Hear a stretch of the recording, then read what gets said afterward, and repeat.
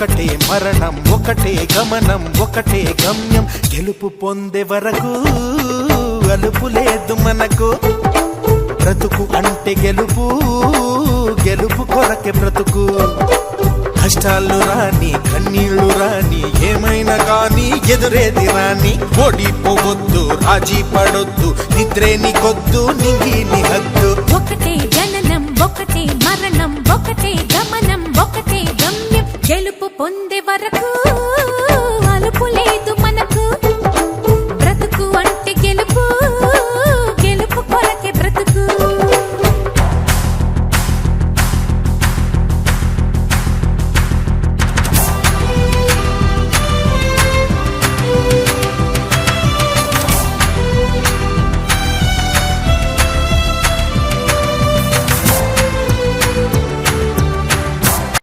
Now tell me, how many of you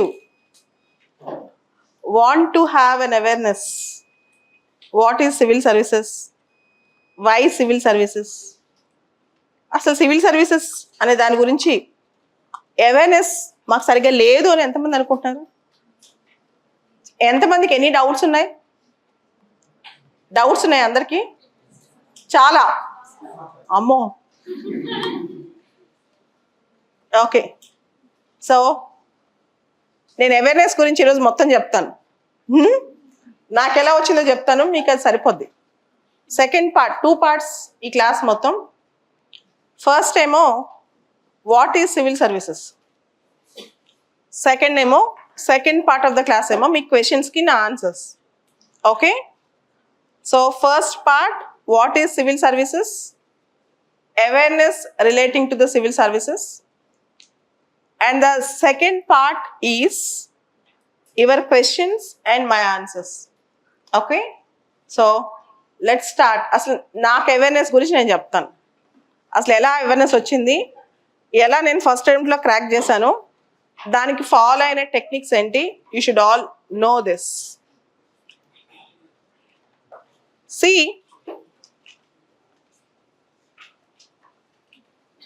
my father is a journalist. మా నాన్నగారు journalist అనమాట. ఆంధ్రజ్యోతి అనే news paper మీకు తెలిసే ఉంటుంది. నేను పుట్టకముందు దానిలో జాయిన్ అయ్యారు. సో ఆయన చనిపోయేంత వరకు హీ లవ్స్ రైటింగ్ అనమాట. ఆయనకి స్క్రిప్ట్ రైటింగ్ చాలా ఇష్టం. When I'm doing my graduation, ఒకసారి యోజన మ్యాగజైన్కి ఒక ఆర్టికల్ రాయమని నాకు చెప్పారు.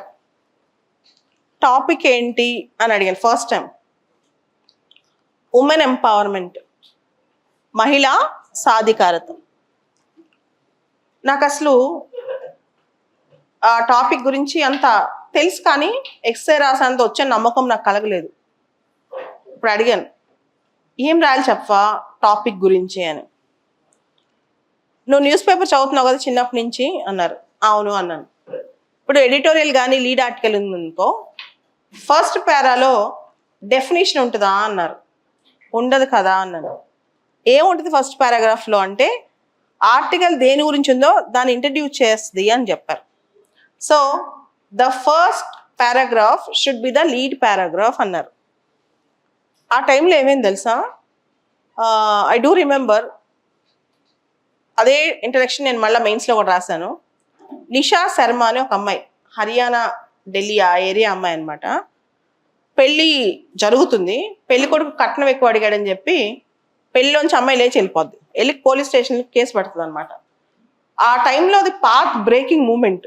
ఒక అమ్మాయి పెళ్లిపేటల మీద నుంచి లేచి పెళ్లి కొడుకు పైన కేసు పెట్టింది ఏంటి, అమ్మాయిలకి ఇంత ఎంపవర్మెంట్ ఎక్కడి నుంచి వచ్చిందని ఒక న్యూస్ పేపర్లో రాశాడనమాట.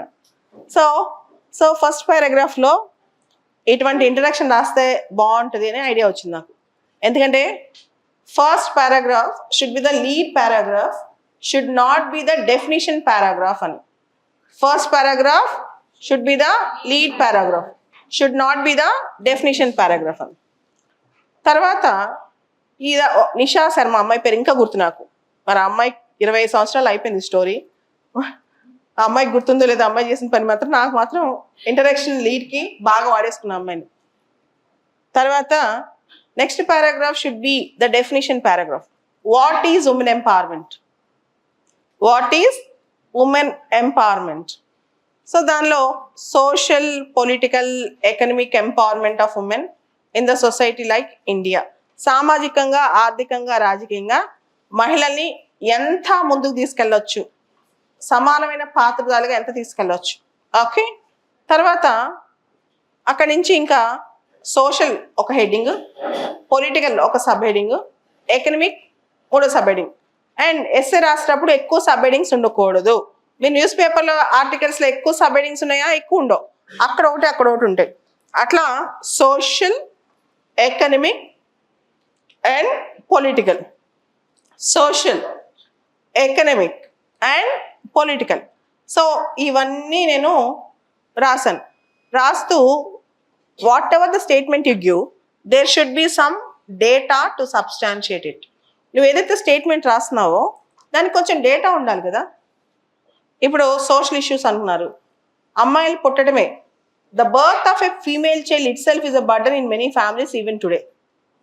So what is male female sex ratio in India తెలియాలి కదా. అలానే పొలిటికల్, అప్పట్లో ఉన్న 14th లోక్సభలో ఎంతమంది మహిళలు ఉన్నారు? ఇప్పుడున్న 17th లోక్సభలో 14.2% మంది ఉన్నారు. అప్పుడు ఎంతమంది ఉన్నారు? ఇప్పుడున్న స్టేట్ లెజిస్లేటివ్ అసెంబ్లీస్లో యావరేజ్న 9% మంది మహిళలు ఉన్నారు. అట్లా పొలిటికల్. అలానే పంచాయత్స్, మున్సిపాలిటీస్లో, లోకల్ బాడీస్లో మనకి 33%, నాట్ లెస్ దాన్ 1/3 ఉన్నారు. కొన్ని చోట్ల 50% ఉన్నారు. సో ఎకనమికల్గా, ఆర్థిక పరంగా మహిళా స్థితిగతులు ఎలా ఉన్నాయి అని చెప్పి రాస్తూ అప్పట్లో ఉన్న స్కీమ్స్, ప్రోగ్రామ్స్, గవర్నమెంట్ ఏమేం చేస్తుంది ఇవన్నీ రాసుకుంటూ వచ్చి లీగల్ ప్రొవిజన్స్ ఏంటి. ఇప్పుడు ఫర్ ఎగ్జాంపుల్ సోషల్గా ఒక అమ్మాయిని బతకనివ్వట్లేదు, పుట్టనివ్వట్లేదు. పీసీపీఎన్డిటీ అనే చట్టం ఉంది, medical termination of pregnancy act అనే చట్టం ఉంది, డౌరీ ప్రొహిబిషన్ యాక్ట్ అనే చట్టం ఉంది. సో ఇట్లా తర్వాత స్టేక్ హోల్డర్స్. సో మహిళల్ని కాపాడాలంటే, సమానత్వం రావాలంటే, in order to achieve true women empowerment, who are the stakeholders? Government, youth, society, media and women themselves. And conclusion ఏంటి? మంచి కోట్ అనమాట. A nation cannot progress only one sex progresses, just as a bird cannot fly with a single wing. అయిపోయింది.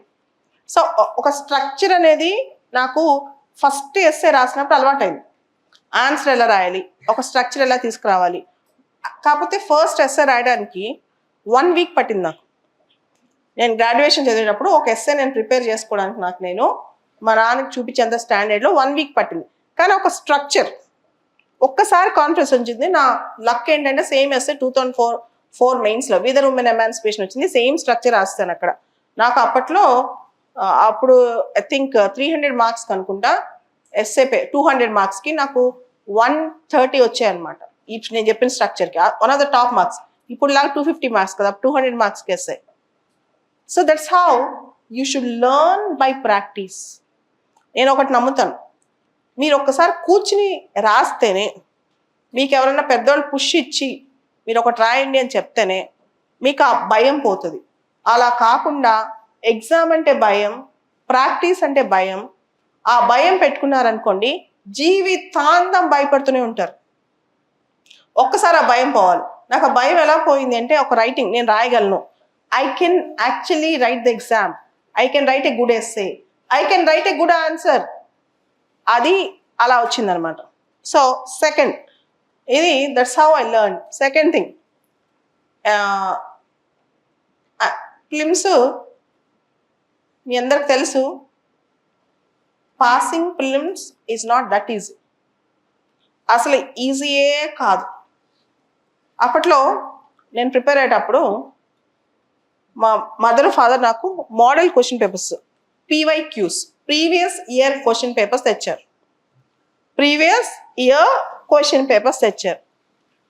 తెస్తే question paper books ఉంటాయి కదా, ఆ బుక్స్లో మా మమ్మీ ఏం చేసిందంటే రోజు కూర్చోబెట్టి కార్లో వెళ్ళేటప్పుడు వచ్చేటప్పుడు నాకు టెస్ట్ పెట్టేది. ఈ 20 క్వశ్చన్స్ అడుగుతూ నువ్వు టిక్ పెట్టు, నేను కింద వెనకాల ఆన్సర్స్ చూస్తాను, నువ్వు ఎన్ని కరెక్ట్ చేసావని. సో అప్పట్లో చాలా భయం ఉండేది, నేను PYQs చేయలేనేమో అని.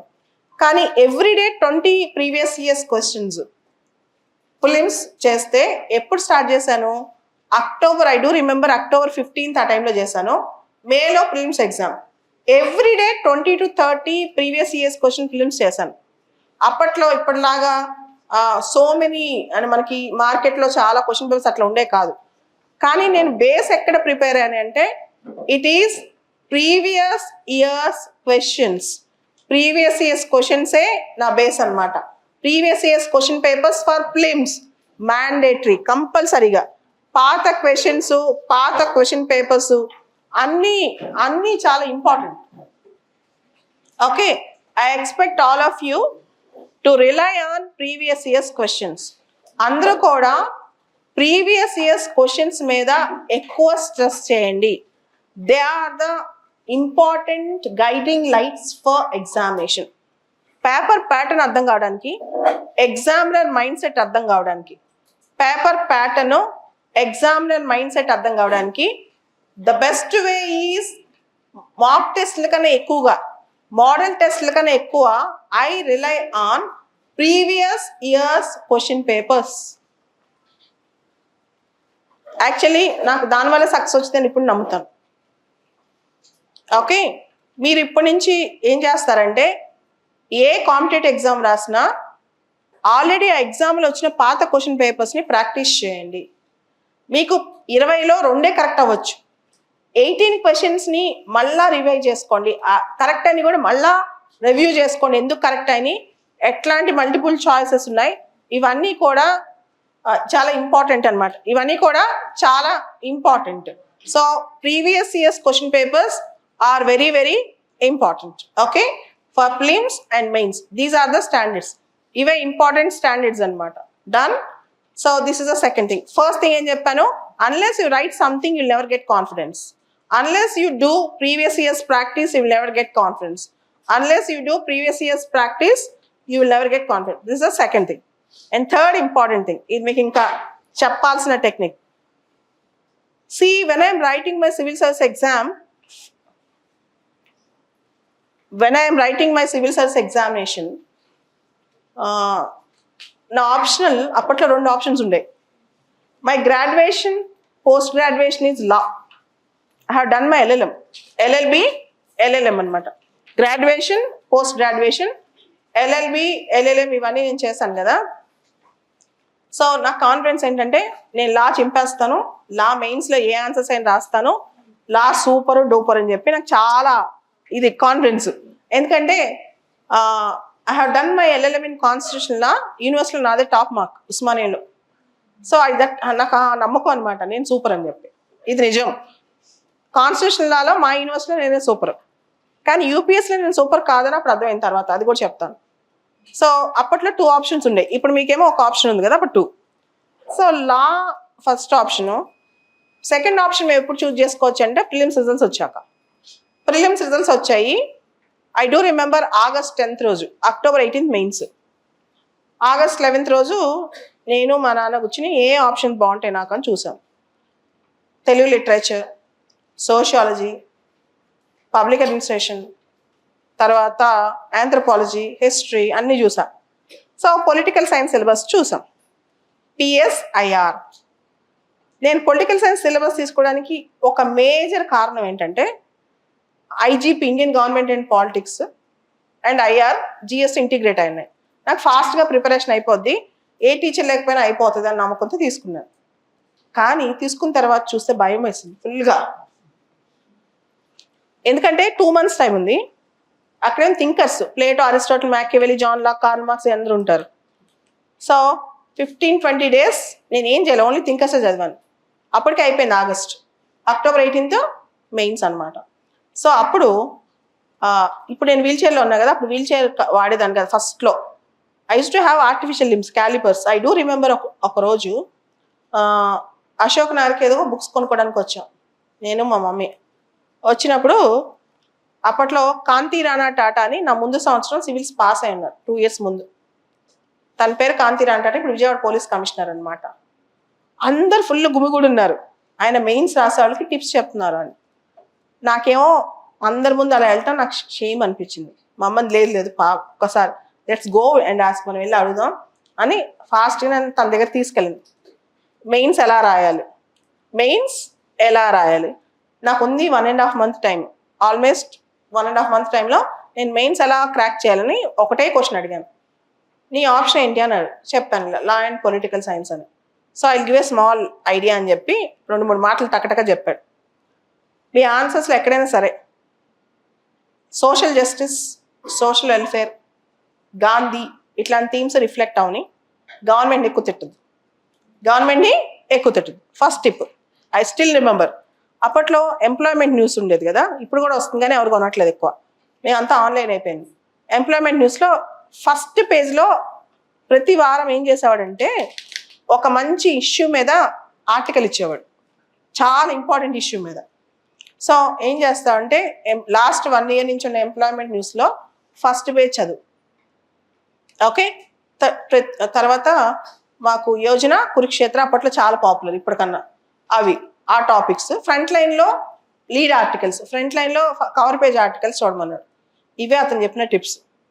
నాకు టైం లేదు, నేనేం చేశాను, పాలిటీ, ఐజీపీ ఈ టిప్స్ అన్ని కలిపి, for example Panchayat and municipality ఉంది, పాలిటీలో ఉంది, పిఎస్ఆర్లో ఉంది. ఫర్ ఎగ్జాంపుల్ జ్యుడిషియల్ యాక్టివిజం ఉంది, పాలిటీలో ఉంది, పిఎస్ఆర్లో ఉంది. అట్లా 15-20 days టైం పెట్టుకుని ఎక్కడైతే ఇంటిగ్రేట్ చేయగలనో అదంతా ఇంటిగ్రేట్ చేసి చదివి పడేసాను. కొన్ని థీమ్స్, కొన్ని ఏదైతే 20-30 థీమ్స్ ఉంటాయి. For example fundamental rights concept ఉందనుకో, అది నీకు చాలా చోట్ల వచ్చేస్తుంది. ఫర్ ఎగ్జాంపుల్ డెమోక్రసీ ఉందనుకో, ఎస్ఏ రాయొచ్చు, మీకు పాలిటీ రాయొచ్చు, పిఎస్ఆర్లో, ఐఆర్లో, దీనిలో ఐజీపీలో రాయొచ్చు. ఐ హ్యావ్ ఇంటిగ్రేటెడ్ అనమాట. ఎంత షార్ట్ కట్లో మినిమం టైం మ్యాక్సిమం అవుట్పుట్ అనే concept. Because I don't have time, my age is 21, first attempt civils, time లేదు, నాకు తెలియదు ఎట్లా రాయాలో, చదువు రాదు. So the only thing is ఆ అబ్బాయి ఇచ్చిన టిప్స్. Even today I do remember. Kanthi Rana Tata ఆ రోజు ఒక 5-6 పాయింట్లు చెప్పాడు. సో ఎక్కడైనా సరే గాంధీ తలిస్మా రాసేయండి, అయిపోతుంది. తర్వాత ఎప్పుడైనా గవర్నమెంట్ తిట్టద్దు, ఆన్సర్స్లో ఎక్స్ట్రీమ్గా రాయొద్దు. తర్వాత ఆన్సర్స్ రాసేటప్పుడు ఎప్పుడు కూడా సోషల్ జస్టిస్ అనే థీమ్ని, సోషల్ వెల్ఫేర్ థీమ్ని రిఫ్లెక్ట్ అవ్వాలి. ఎక్కడైతే మొత్తం ఇంటిగ్రేట్ ఏం ఇంటిగ్రేట్ చేయమంటావు నాకు అర్థం కాల. ఫర్ ఎగ్జాంపుల్ జ్యుడిషియరీ ఉంది, నువ్వు ఏ ఆప్షన్ తీసుకున్నా చాలా చోట్ల జ్యుడిషియరీ అనే కాన్సెప్ట్ ఉంటుంది. పంచాయత్ మున్సిపాలిటీ ఉంది, అప్పట్లో మాకు ఎస్ఎస్ మీలాగా లిటరరీ ఎస్ఎస్ ఉండే కాదు. అప్పుడు ఎక్కువ స్టాటిక్ ఎస్ఎస్ వచ్చాయి. ఎస్ఏ వస్తుంది, తర్వాత పాలిటీ వస్తుంది, తర్వాత ఐజీపీ వస్తుంది. So minimum preparation in 1 month to complete your mains అన్నారు. ఓకే, ఇంకా చూడు, I have actually rushed in to mains, rushed అని చెప్పొచ్చు. అయిపోయిందా, ఎగ్జామ్ హాల్లోకి వెళ్ళాను మెయిన్స్. సో ప్రిలిమ్స్ పాస్ అయ్యాను, మెయిన్స్ ఎగ్జామ్ హాల్లోకి వెళ్ళాను. మీలాగా మాకు అప్పుడు సీసాట్ అని సపరేట్ పేపర్ ఉండేది కాదు. సీసాట్ కాకుండా జిఎస్ పేపర్లోనే అర్థమెటిక్ రీజనింగ్ కొంచెం ఇచ్చేవాడు, ఆప్షనల్ పేపర్ ఉండేది అనమాట. సరే మెయిన్స్కి వెళ్ళాను. మెయిన్స్కి వెళ్ళినప్పుడు స్టిల్ నిజాం కాలేజ్, ఎక్కడ దగ్గరలో బషీర్బాగ్ దగ్గర నిజాం కాలేజ్ ఉంది కదా, అక్కడ మెయిన్ సెంటర్ అనమాట. మీకు చాలా విషయాలు షేర్ చేయాలి, ఇప్పుడు లైఫ్లో షేర్ చేయని విషయాలు. దీనిలో first paper essay, general essay paper అనమాట. నేను ఇలా లోపల కూర్చున్నాను, పైన ప్లాంక్ అవన్నీ రెడీ చేసుకున్నా, అందరూ వెళ్ళిపోయారు. ఇంకా ఎగ్జామ్కి 5 minutes, ఇంకా ఎగ్జామ్ 5 minutes స్టార్ట్ అవబోతుంది. 5 minutes ఇంకా ఎగ్జామ్ స్టార్ట్ అవబోతుంది. కిటికీలోంచి మా నాన్న తొంగి చూస్తున్నారు. ఓకే, ఏంటి ఎందుకు వచ్చి నాకు భయం వేస్తుంది, ఎగ్జామ్ నాకు తిడతాడండి. తొంగి చూస్తున్నాడు అనమాట. తొంగి చూస్తూ సైకి చేస్తున్నారు paragraphs. He's just showing this. ఇలా అంటే ఏంటంటే నేను పారాగ్రాఫ్ రాయడం ఒకసారి మర్చిపోతాను. Essay should be written in paragraphs. అదొక సిగ్నల్ నాకు, నేను రాస్తాను వెళ్ళిపో అని చెప్పి I literally have shown him out అనమాట. సో పారాగ్రాఫ్స్ అనే కాన్సెప్ట్లో పారాగ్రాఫ్ స్ట్రక్చర్లో ఎస్ఏ రాయాలి అనేది, ఎక్కువ పాయింట్స్ విపరీతంగా రాయద్దు ఎస్ఏలో. ట్రై టు రైట్ ఏంటి ఇన్ పారాగ్రాఫ్స్, ఎక్కువ వీలైనంత వరకు పారాగ్రాఫ్లో రాపిచ్చేసేయి అని చెప్పి మా నాన్న మీనింగ్ అనమాట. So remember for ever, whenever you are writing essays, maximum write it in paragraph style. Essays రాసేటప్పుడు ఎంత వీలైతే అంత, మ్యాక్సిమం ఎంత వీలైతే అంత పారాగ్రాఫ్ స్టైల్లో రాయాలి, పాయింట్ల స్టైల్లో రాయకూడదు. అదే ఆన్సర్స్ అన్నారనుకోండి, answers you can write even in points. Okay, కొన్ని ఆన్సర్స్ పాయింట్లు రాయొచ్చు. ఓకేనా? అలానే మెయిన్స్ ఆన్సర్స్లో ఇది అయింది కదా. తర్వాత సో నేను ఫ్రెండ్స్ తక్కువ ఫస్ట్ చెప్పా కదా, ఫ్రెండ్షిప్ డే. నాకు ఒక ఫ్రెండ్ ఉండేవాడు, సునీల్ కుమార్ నాయక్ అనమాట. ఐపీఎస్, ఇప్పుడు ఐజీ అయ్యాడు. Is an IG. సో నేను మెయిన్ సెంటర్లో రాసేవాళ్ళం. వాళ్ళ మమ్మీ వచ్చేది తన కోసం. వాళ్ళ మావయ్య మాకంటే సీనియర్. ఆయన చూస్తే చాలా స్టూడియస్. మాకంటే 10 years సీనియర్ అనమాట. ఆయన ఆల్మోస్ట్ లాస్ట్ అటెంప్ట్, మన ఫస్ట్ అటెంప్ట్. సీరియస్గా ఉండేవాళ్ళు. మీకు ఇప్పుడు మెయిన్స్లో స్టాటిస్టిక్స్ లేవు. మాకు అప్పుడు స్టాటిస్టిక్స్ అనే పేపర్ ఉండేది. అంటే GS 2లోనే స్టాటిస్టిక్స్ అనేది ఒక కాంపోనెంట్ ఉండేది అనమాట. ఒక పెద్ద స్కేల్స్, ఆ మొత్తం కంపాస్లు అవన్నీ పట్టుకుని తిరుగుతూ ఉండేవాళ్ళు ఆయన సీనియర్స్ చూసి మా భయం వేసేది అనమాట. ప్రతి పేపర్ అయిపోగానే వచ్చి చెప్పేవాడు, మనం ఇంత చెత్తగా రాస్తున్నాం, మా మామ చూడు ఎంత సూపర్ రాస్తున్నాడో, ఆయనతో మనం అసలు కంపీట్ అవ్వగలమా, ఆయనతో మనం పోరాడగలమా, మనం ఇట్లా రాస్తున్నాం అనేవాడు. Okay, his name is MM Nayak. Now is IAS sir. ఇప్పుడు అక్కడ ఏపీలో one of the senior most IAS. 20 years అయిపోయింది, ఆల్మోస్ట్ 19 years సర్వీస్ అయింది. సో ఆయన చూసి మాకు ఫుల్ భయం వేసేది. మేము అయిపోయిన తర్వాత ఎగ్జామ్ మధ్యలో ఈ ఆన్సర్ ఎలా రాశారు మీరు అని అడిగేవాళ్ళం. మాకంటే సూపర్గా రాసేవాడు ఆయన. He is more experienced, more structured అనమాట. సో మీకు ఇక్కడ చెప్పాలి, GS 1 జరుగుతుంది. SI అయిపోయిన GS 1లో థియోసాఫికల్ సొసైటీ అనే క్వశ్చన్ వచ్చింది. 2004 GS 1లో థియోసాఫికల్ సొసైటీ అనే క్వశ్చన్లో నాకు ఒకటే తెలుసు, madam Blavatsky colonel Allcott start చేశారు. ఆ ఫస్ట్ అమెరికాలో స్టార్ట్ అయింది, తర్వాత ఇండియాలో అడయార్లో దాని హెడ్ క్వార్టర్స్ పెట్టారని. దానికి I think 10 mark 15 mark question వచ్చింది. 2 sentences తెలుసు దాని గురించి నాకు. I know only 2 sentences. I just know only 2 sentences about Theosophical Society, but I wrote an answer. Civils pass అవడానికి ప్రపంచంలో మొత్తంలో ప్రతి టాపిక్ ప్రతిదీ తెలిస్తేనే సివిల్స్ పాస్ అవుతారంట అనేది ఒక బూటకం. You should know the basic thing about it. You need not know each and every detail about it. If somebody has to know each and every detail, it's very difficult for him or her to pass the exam in 1 or 2 years, because every topic is a research topic. You are not expected to know each and everything on it. మనకి ఏం భయం వేస్తుందంటే అన్ని తెలియాలి, అంతా తెలియాలి, చాలా తెలిసేయాలి civils pass అవ్వాలంటే అని. కానీ సివిల్స్ పాస్ అవ్వాలంటే కొంచెం తెలిస్తే చాలు, ఎక్కువ తెలిసినట్టు యాక్షన్ చేయాలి. ఇది one of the important secrets అనమాట. ఓకే, ఇంత తెలియాలి, ఇంత తెలిసినట్టు యాక్ట్ చేయాలి. సో ఇమాజిన్, నేను అడుగుతాను, ఒక 23-24 years అబ్బాయి లేదా 22 years అబ్బాయి, మీరు చూసుంటారు ఈసారి ఆశ్రిత్కి ఇప్పుడు కూడా పిలిపించి చెప్పించగలను అన్ని సబ్జెక్టులు అంతా వచ్చా. హీ డజంట్ నో, కానీ he could right the exam. He did actually right the exam. ఎగ్జామ్లో ఉన్నది నీట్గా ప్రొజెక్ట్ చేసుకోగలిగాడు. మీకంటే తెలివిగలవాడు కాదు, కానీ ఉన్న తెలివిని నీట్గా ప్రొజెక్ట్ చేశాడు. ఎగ్జామ్ని స్మార్ట్గా ప్రిపేర్ అయ్యాడు. ఎందుకు ఫెయిల్ అవుతారంటే ఆ స్మార్ట్నెస్ లేక, ఎగ్జామ్ అంటే భయపడి. ఓకే, బట్ ఫస్ట్ అటెంప్ట్లో పాస్ అవ్వాలంటే స్మార్ట్నెస్ కావాలి. You should have that smartness. ఏంటి ఆ స్మార్ట్నెస్ అంటే, క్వశ్చన్స్ చూసి భయపడద్దు. భూమి మీద ఎవరికి అన్ని క్వశ్చన్లు రావు. ఓకే, దీన్ని నమ్మండి. ఫర్ ఎగ్జాంపుల్ మీకు ఒకటి చెప్తా. 2016లో మెయిన్స్ జరిగింది, నేను రాశాను.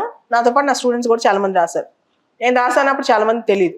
మెయిన్స్ రాసినప్పుడు గాంధీ 7 sins అనే క్వశ్చన్ వచ్చింది. ఎథిక్స్లో Gandhi 7 sins are 7 deadly sins of Gandhi. Gandhi 7 sins are 7 deadly sins of Gandhi అనే క్వశ్చన్ వచ్చింది. ఆ క్వశ్చన్ వచ్చినప్పుడు wealth without work, knowledge without character, pleasure without conscience, science without humanity, politics without principles, worship without sacrifice, business without morals, ఇలా 7 sins ఉన్నాయి. దీనికి illustrations. నేను ethics చెప్పేదాన్ని, I teach ethics, so I know by heart. కానీ నేను almost 100 మంది mains రాసిన వాళ్ళు అడుగుంటాను, ఒక్కళ్ళు ఇద్దరు అన్ని రాశారు, కానీ చాలా మంది ఎగ్జామ్ పాస్ అయ్యారు.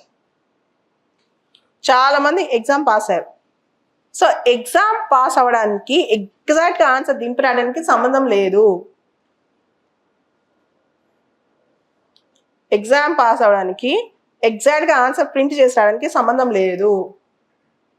కొంచెం ఊహించి రాయగలిగితే, కొంచెం మనకున్న నాలెడ్జ్ ఇంటర్ప్రిట్ చేసి రాయగలిగితే, కొంచెం బ్యాలెన్స్డ్గా రాయగలిగితే ఎగ్జామ్ పాస్ అవ్వచ్చు. అందుకని సివిల్ సర్వీసెస్ ఎగ్జామ్ ఏదో పెద్ద హెవెన్లోంచి ఫాలో అయ్యే ఎగ్జామ్, దాన్ని భూలోకంలో ఉన్న దేవతలు మాత్రమే రాస్తారు, ఆ ట్రాష్ నుంచి బయటకు వచ్చేయండి. ఫస్ట్ ఎగ్జామ్ని సింప్లిఫై చేసుకోండి. So first of all you should know how to right structures. Second, previous years questions. Next is don't over estimate the exam or underestimate the exam. Do smart work. Simplify the exam. And pass అయిన వాళ్ళందరికి అన్నీ వచ్చు, వాళ్ళందరికి వాళ్ళకి వచ్చింది ఏంటి తెలుసా? Exam pass అయ్యే technique. They prepared well in a smart way to pass the exam. Not that they are knowledgeable. And I'm in this field from last, స్ట్రిక్ట్గా as a teacher I'm in this field from last 17-18 years. నేను almost pass అయిన దగ్గర నేను టీచింగ్లోనే ఉన్నాను. చాలా మంది చెప్తూనే ఉన్నాను. నా మాట మీరు నమ్మితే ఒక విషయం చెప్తాను. This is a truth. I have seen many intellectuals who could not get through this exam. I have seen many mediocres who pass this exam. తెలుగులో చెప్పనా? చాలా మంది మేధావులు ఎగ్జామ్ రాసి ఎగ్జామ్ పాస్ కాలేని వాళ్ళని చూసాను. చాలా మంది మీడియోకర్స్ అంటే మిడిమిడి జ్ఞానం కలిగిన వాళ్ళు ఈ పరీక్ష పాస్, వీళ్ళు ఎలా పాస్ అయ్యారా బాబు అని ఆలోచించిన రోజులు ఉన్నాయి. నేను అర్థమైందా? సో మనకున్న పరిజ్ఞానానికి జ్ఞానానికి ఈ పరీక్షకి పెద్దగా అంత పెద్ద లింక్ లేదు. Minimum knowledge with maximum smartness. How to handle the exam is very very important. So ఈ ఎగ్జామ్లో 3 స్టేజెస్కి 3 డిఫరెంట్ రిక్వైర్మెంట్స్ ఉన్నాయి. ఒకటి ప్రిలిమ్స్, రెండోది మెయిన్స్, మూడోది personality test. Prelims, mains and personality test. So this exam have different requirements. అర్థమైందా? దానికి ఏం కావాలో తెలుసుకోవాలి. ఏం కావాలో చెప్తాను చూడండి. ప్రిలిమ్స్కి ఎక్కువ మంది ఫెయిల్. 200 మార్కులకి ఎస్టీ కేటగిరీ అయితే 70 to 73, ఎస్సీ కేటగిరీ అయితే ఒక 75 to 78, 80, ఓపెన్ కేటగిరీ అయితే 85, 86. సో పేపర్ బాగా ఈజీగా వచ్చింది అనుకుంటే 100. మరి ఎక్కడ పోతుంది? Negative marking. ప్రిలిమ్స్లో జిఎస్లో మనకు వచ్చిన క్వశ్చన్స్ కరెక్ట్గా చేసి 50-50 వరకు గెస్ వరకు వెళ్తే సరిపోతుంది. కానీ ఎక్కువ మంది ఎగ్జామ్ ఫెయిల్ అవ్వడానికి కారణం బికాజ్ ఆఫ్ నెగిటివ్ మార్కింగ్. దాన్ని హ్యాండిల్ చేసుకోగలగాలి. సెకండ్ థింగ్, ఈ సంవత్సరం లాస్ట్ ఇయర్ ఎక్కువ మంది ప్రిలిమ్స్ పోయడానికి కారణం CSAT. చాలా మంది సివిల్ సర్వీసెస్లో CSATని ఓవర్లుక్ చేస్తున్నారు. కానీ 66.66 మార్క్స్ వస్తే CSAT పాస్ అవుతారు. 200 మార్కులకి 66.66 వస్తే ఓన్లీ క్వాలిఫైయింగ్ పేపర్. IITians, పెద్ద పెద్ద బీటెక్ చదివిన వాళ్ళు, మ్యాథ్స్ స్టూడెంట్స్ కూడా ఎందుకు కాలేకపోతున్నారు? Because of time management. CSAT పేపర్ని మార్చిలో ఏప్రిల్లో ప్రాక్టీస్ చేయడానికి అనుకుంటారు. కానీ why don't you start practising your CSAT from August, September? నేను ఒకటే టెక్నిక్ చెప్తాను. CSAT పేపర్, నేను నాన్ మ్యాథ్స్, నేను చదివిన జస్ట్ BA, నాకు అసలు మ్యాథ్స్తో సంబంధం లేదు. నేను CSAT పేపర్లో I got one of the good scores in 2016 exam. ఆ సంవత్సరం ఈజీ అనకండి, ఏ సంవత్సరానికి ఏ సంవత్సరం ఉంటుంది. ఆ సంవత్సరం కూడా CSAT పోయిన వాళ్ళు ఉన్నారు.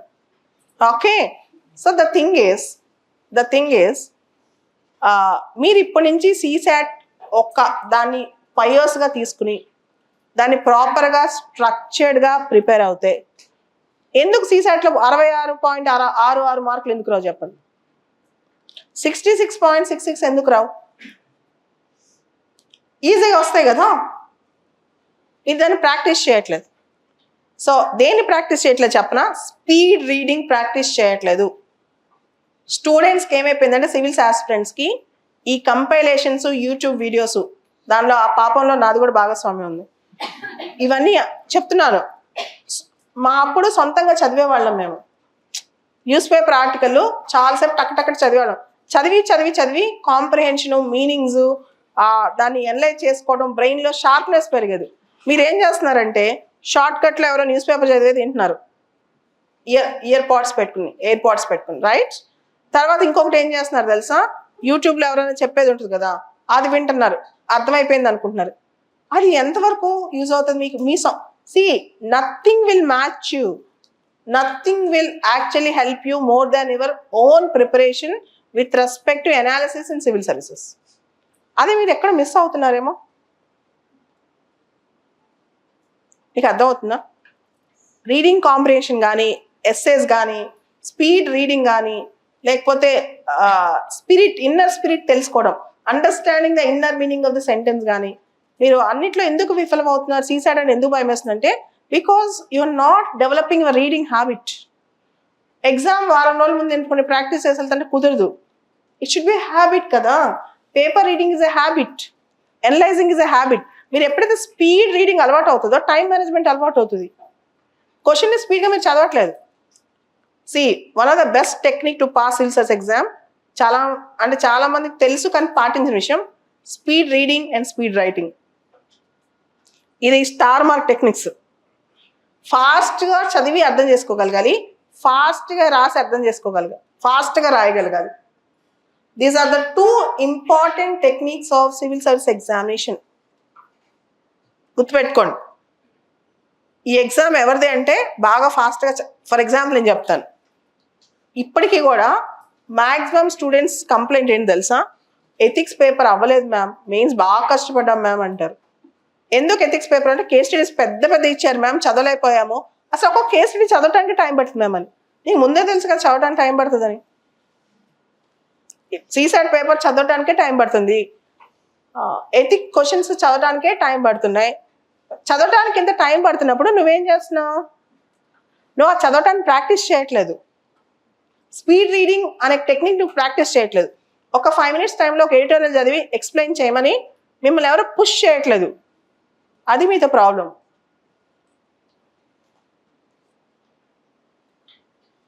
మ్యామ్ క్లాస్కి వచ్చి ఎడిటోరియల్ ఏంటే, న్యూస్ ఏంటి అని మ్యామ్ చెప్తే బాగుంటుంది అని ఊహిస్తారు స్టూడెంట్స్. ఏదో ఓన్లీ హెడ్డింగ్ చెప్తారు, కానీ అది మొత్తం మ్యామ్ కార్లో వచ్చిన 5 minutes చదువుకు వస్తుంది. అది స్టూడెంట్స్కి అర్థం కాదు. అది స్టూడెంట్ చేయాలి, ఎందుకంటే ఎగ్జామ్ రాసే student.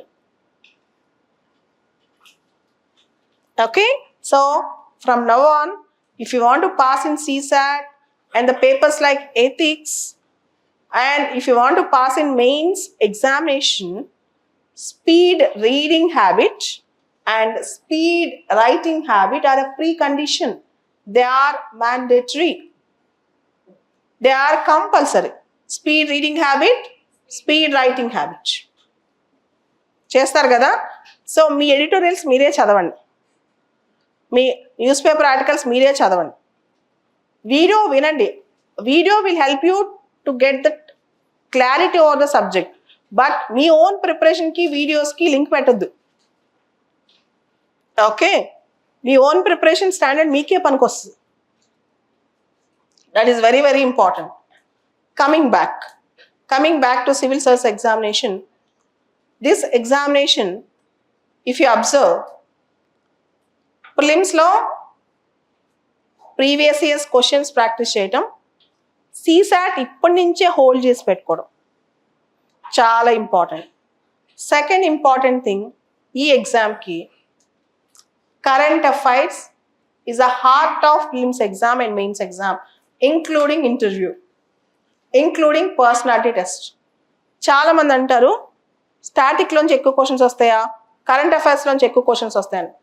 See, even the question looks like static question, but there will be some current affairs which actually ignited the examiner to ask this question. For example, right now there is a news about no confidence motion.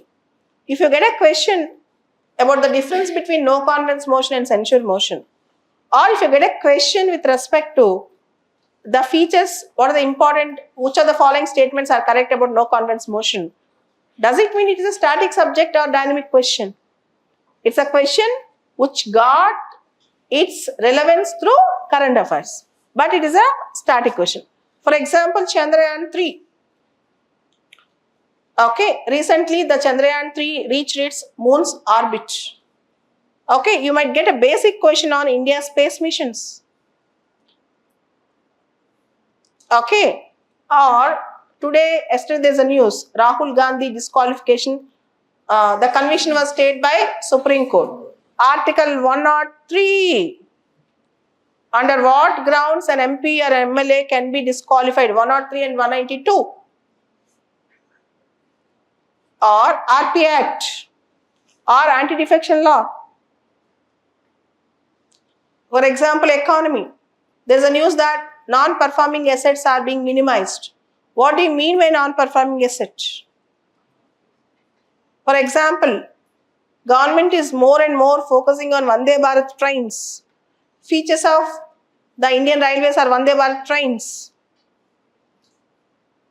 Okay, so now the trending is private space rockets. Might get a basic question on space rocket technology. Or today there's a very important topic on whales. WHALE, whale. You might get a question on whales, on environment, ecology.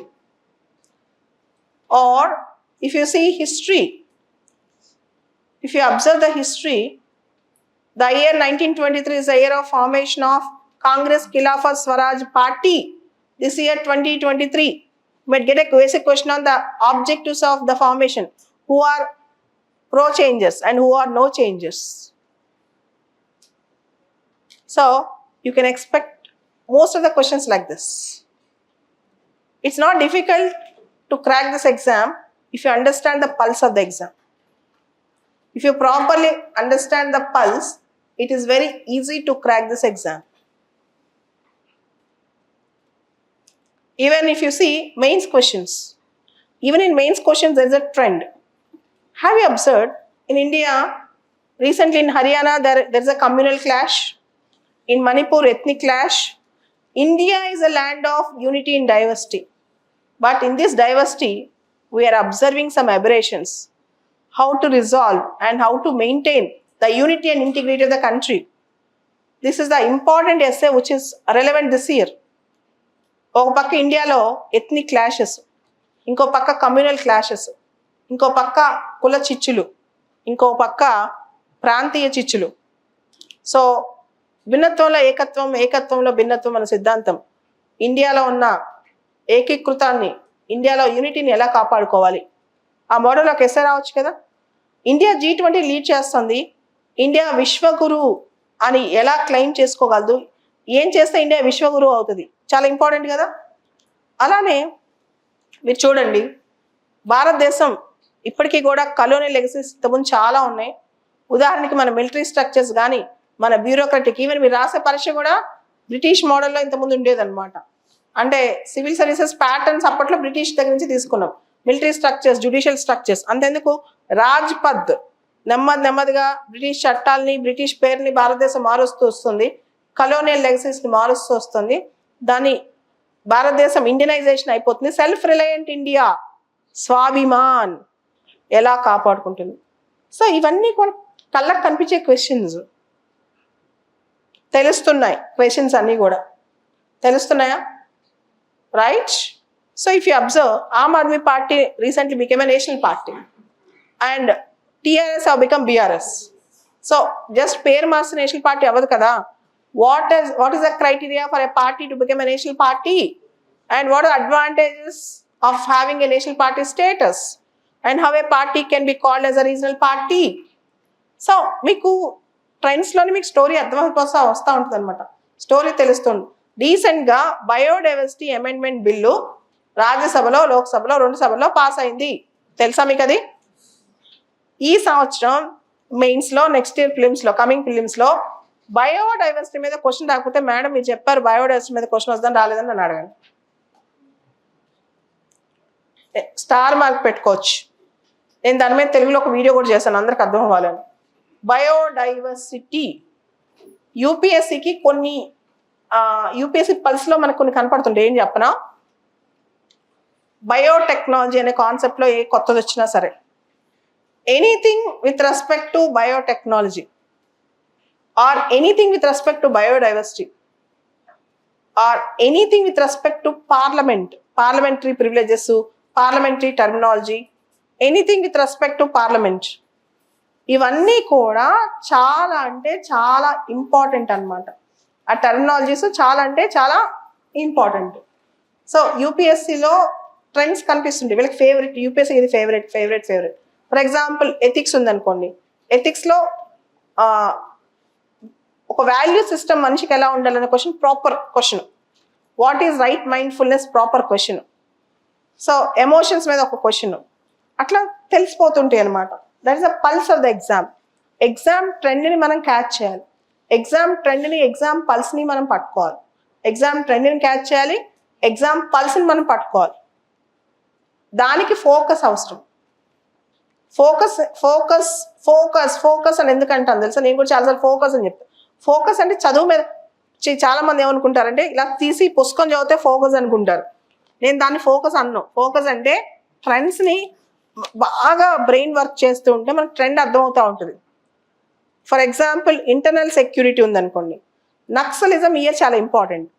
ఒక 3-4 months back మీరు చూస్తే ఛత్తీస్గఢ్లో Naxal attack అయింది. Internal సెక్యూరిటీలో naxalism చాలా చాలా important. Terrorism చాలా important year. Money laundering చాలా important. Naxalism, terrorism, money laundering, ఈ 3 ఏరియాస్లో ఒక ఏరియా నుంచి క్వశ్చన్ వచ్చే అవకాశం ఉంది. రెండోది ఇందాక చెప్పాను, ఇంటర్నల్ కాన్ఫ్లిక్ట్స్లో మణిపూర్ ఇష్యూ జరుగుతుంది. పక్కా మణిపూర్ ఇష్యూ ఇంపార్టెంట్ కదా. మణిపూర్ ఇష్యూ పక్కా ఇంపార్టెంట్ కదా. సో మణిపూర్ ఇష్యూకి సంబంధించి అసలు ఏంటి క్వశ్చన్ ఏంటి అక్కడ, మేతీస్కి ఎస్టీ స్టేటస్ ఇవ్వాలా. So how a community will be recognized as a scheduled tribe community. ఈ క్వశ్చన్ ఇంపార్టెంట్ కదా. So constitutional provisions with respect to STs. Constitutional provisions with respect to STs. అలానే మీరు చూస్తే కనుక రీసెంట్గా చైనా ఇండియా నుంచి వెళ్ళే స్పోర్ట్స్ పీపుల్కి వీసా రిజెక్ట్ చేసింది. ఇండియా నుంచి వెళ్ళే స్పోర్ట్స్ పీపుల్కి చైనా వీసా రిజెక్ట్ చేసి స్టేపుల్ వీసా ఇచ్చింది. What is the difference between a regular visa and a staple visa?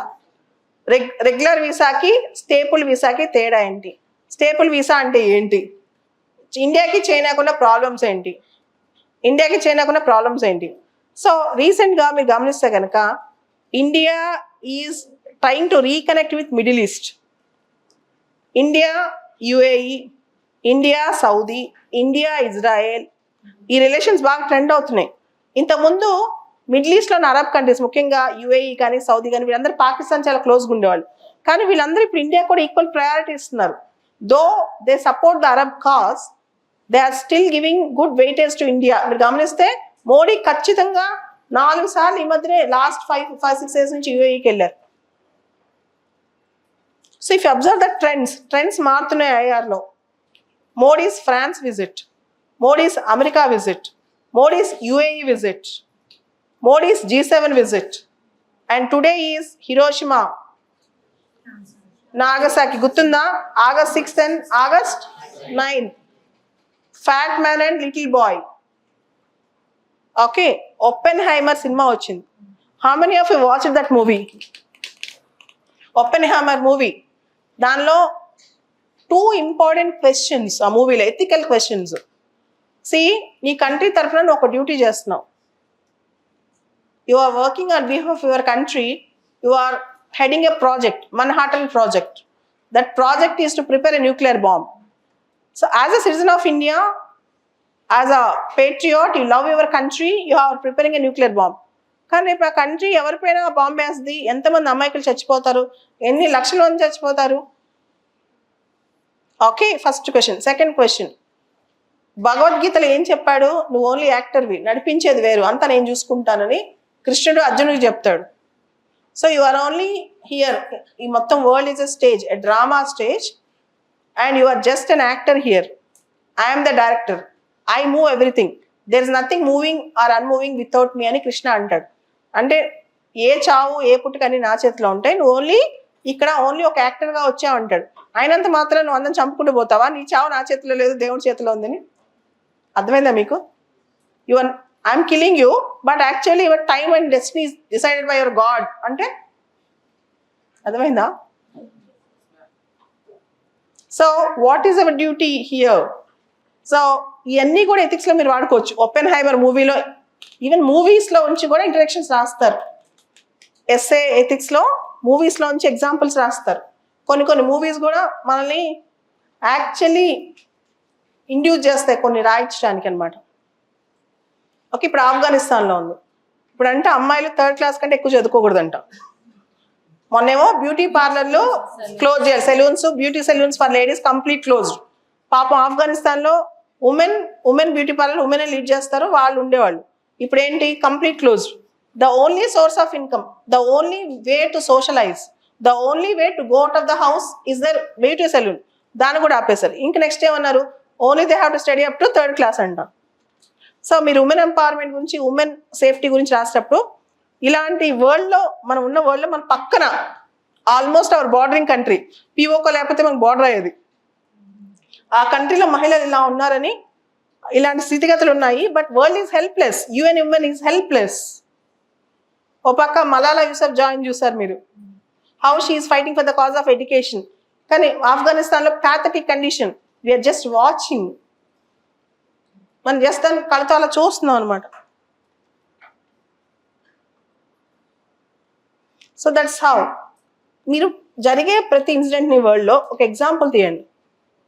ఇండియాలో జరిగే ప్రతి ఇన్సిడెంట్ని ఒక ఎగ్జాంపుల్ తీసుకురండి. ప్రతి స్కీమ్ని తీసుకురండి, ప్రతి ప్రోగ్రామ్ని తీసుకురండి. ఊరికే చదువు వదిలేద్దు, దాన్ని ఎగ్జామ్ మెటీరియల్గా వాడండి. That is very important. Whatever you do. For example, Tamil Nadu chief minister breakfast scheme. మనం ఎప్పుడు మిడ్ డే మీల్ స్కీమ్ అంటాం కదా, తమిళనాడులో there is a breakfast scheme. పిల్లలకి బ్రేక్ఫాస్ట్ పెడతారు అక్కడ.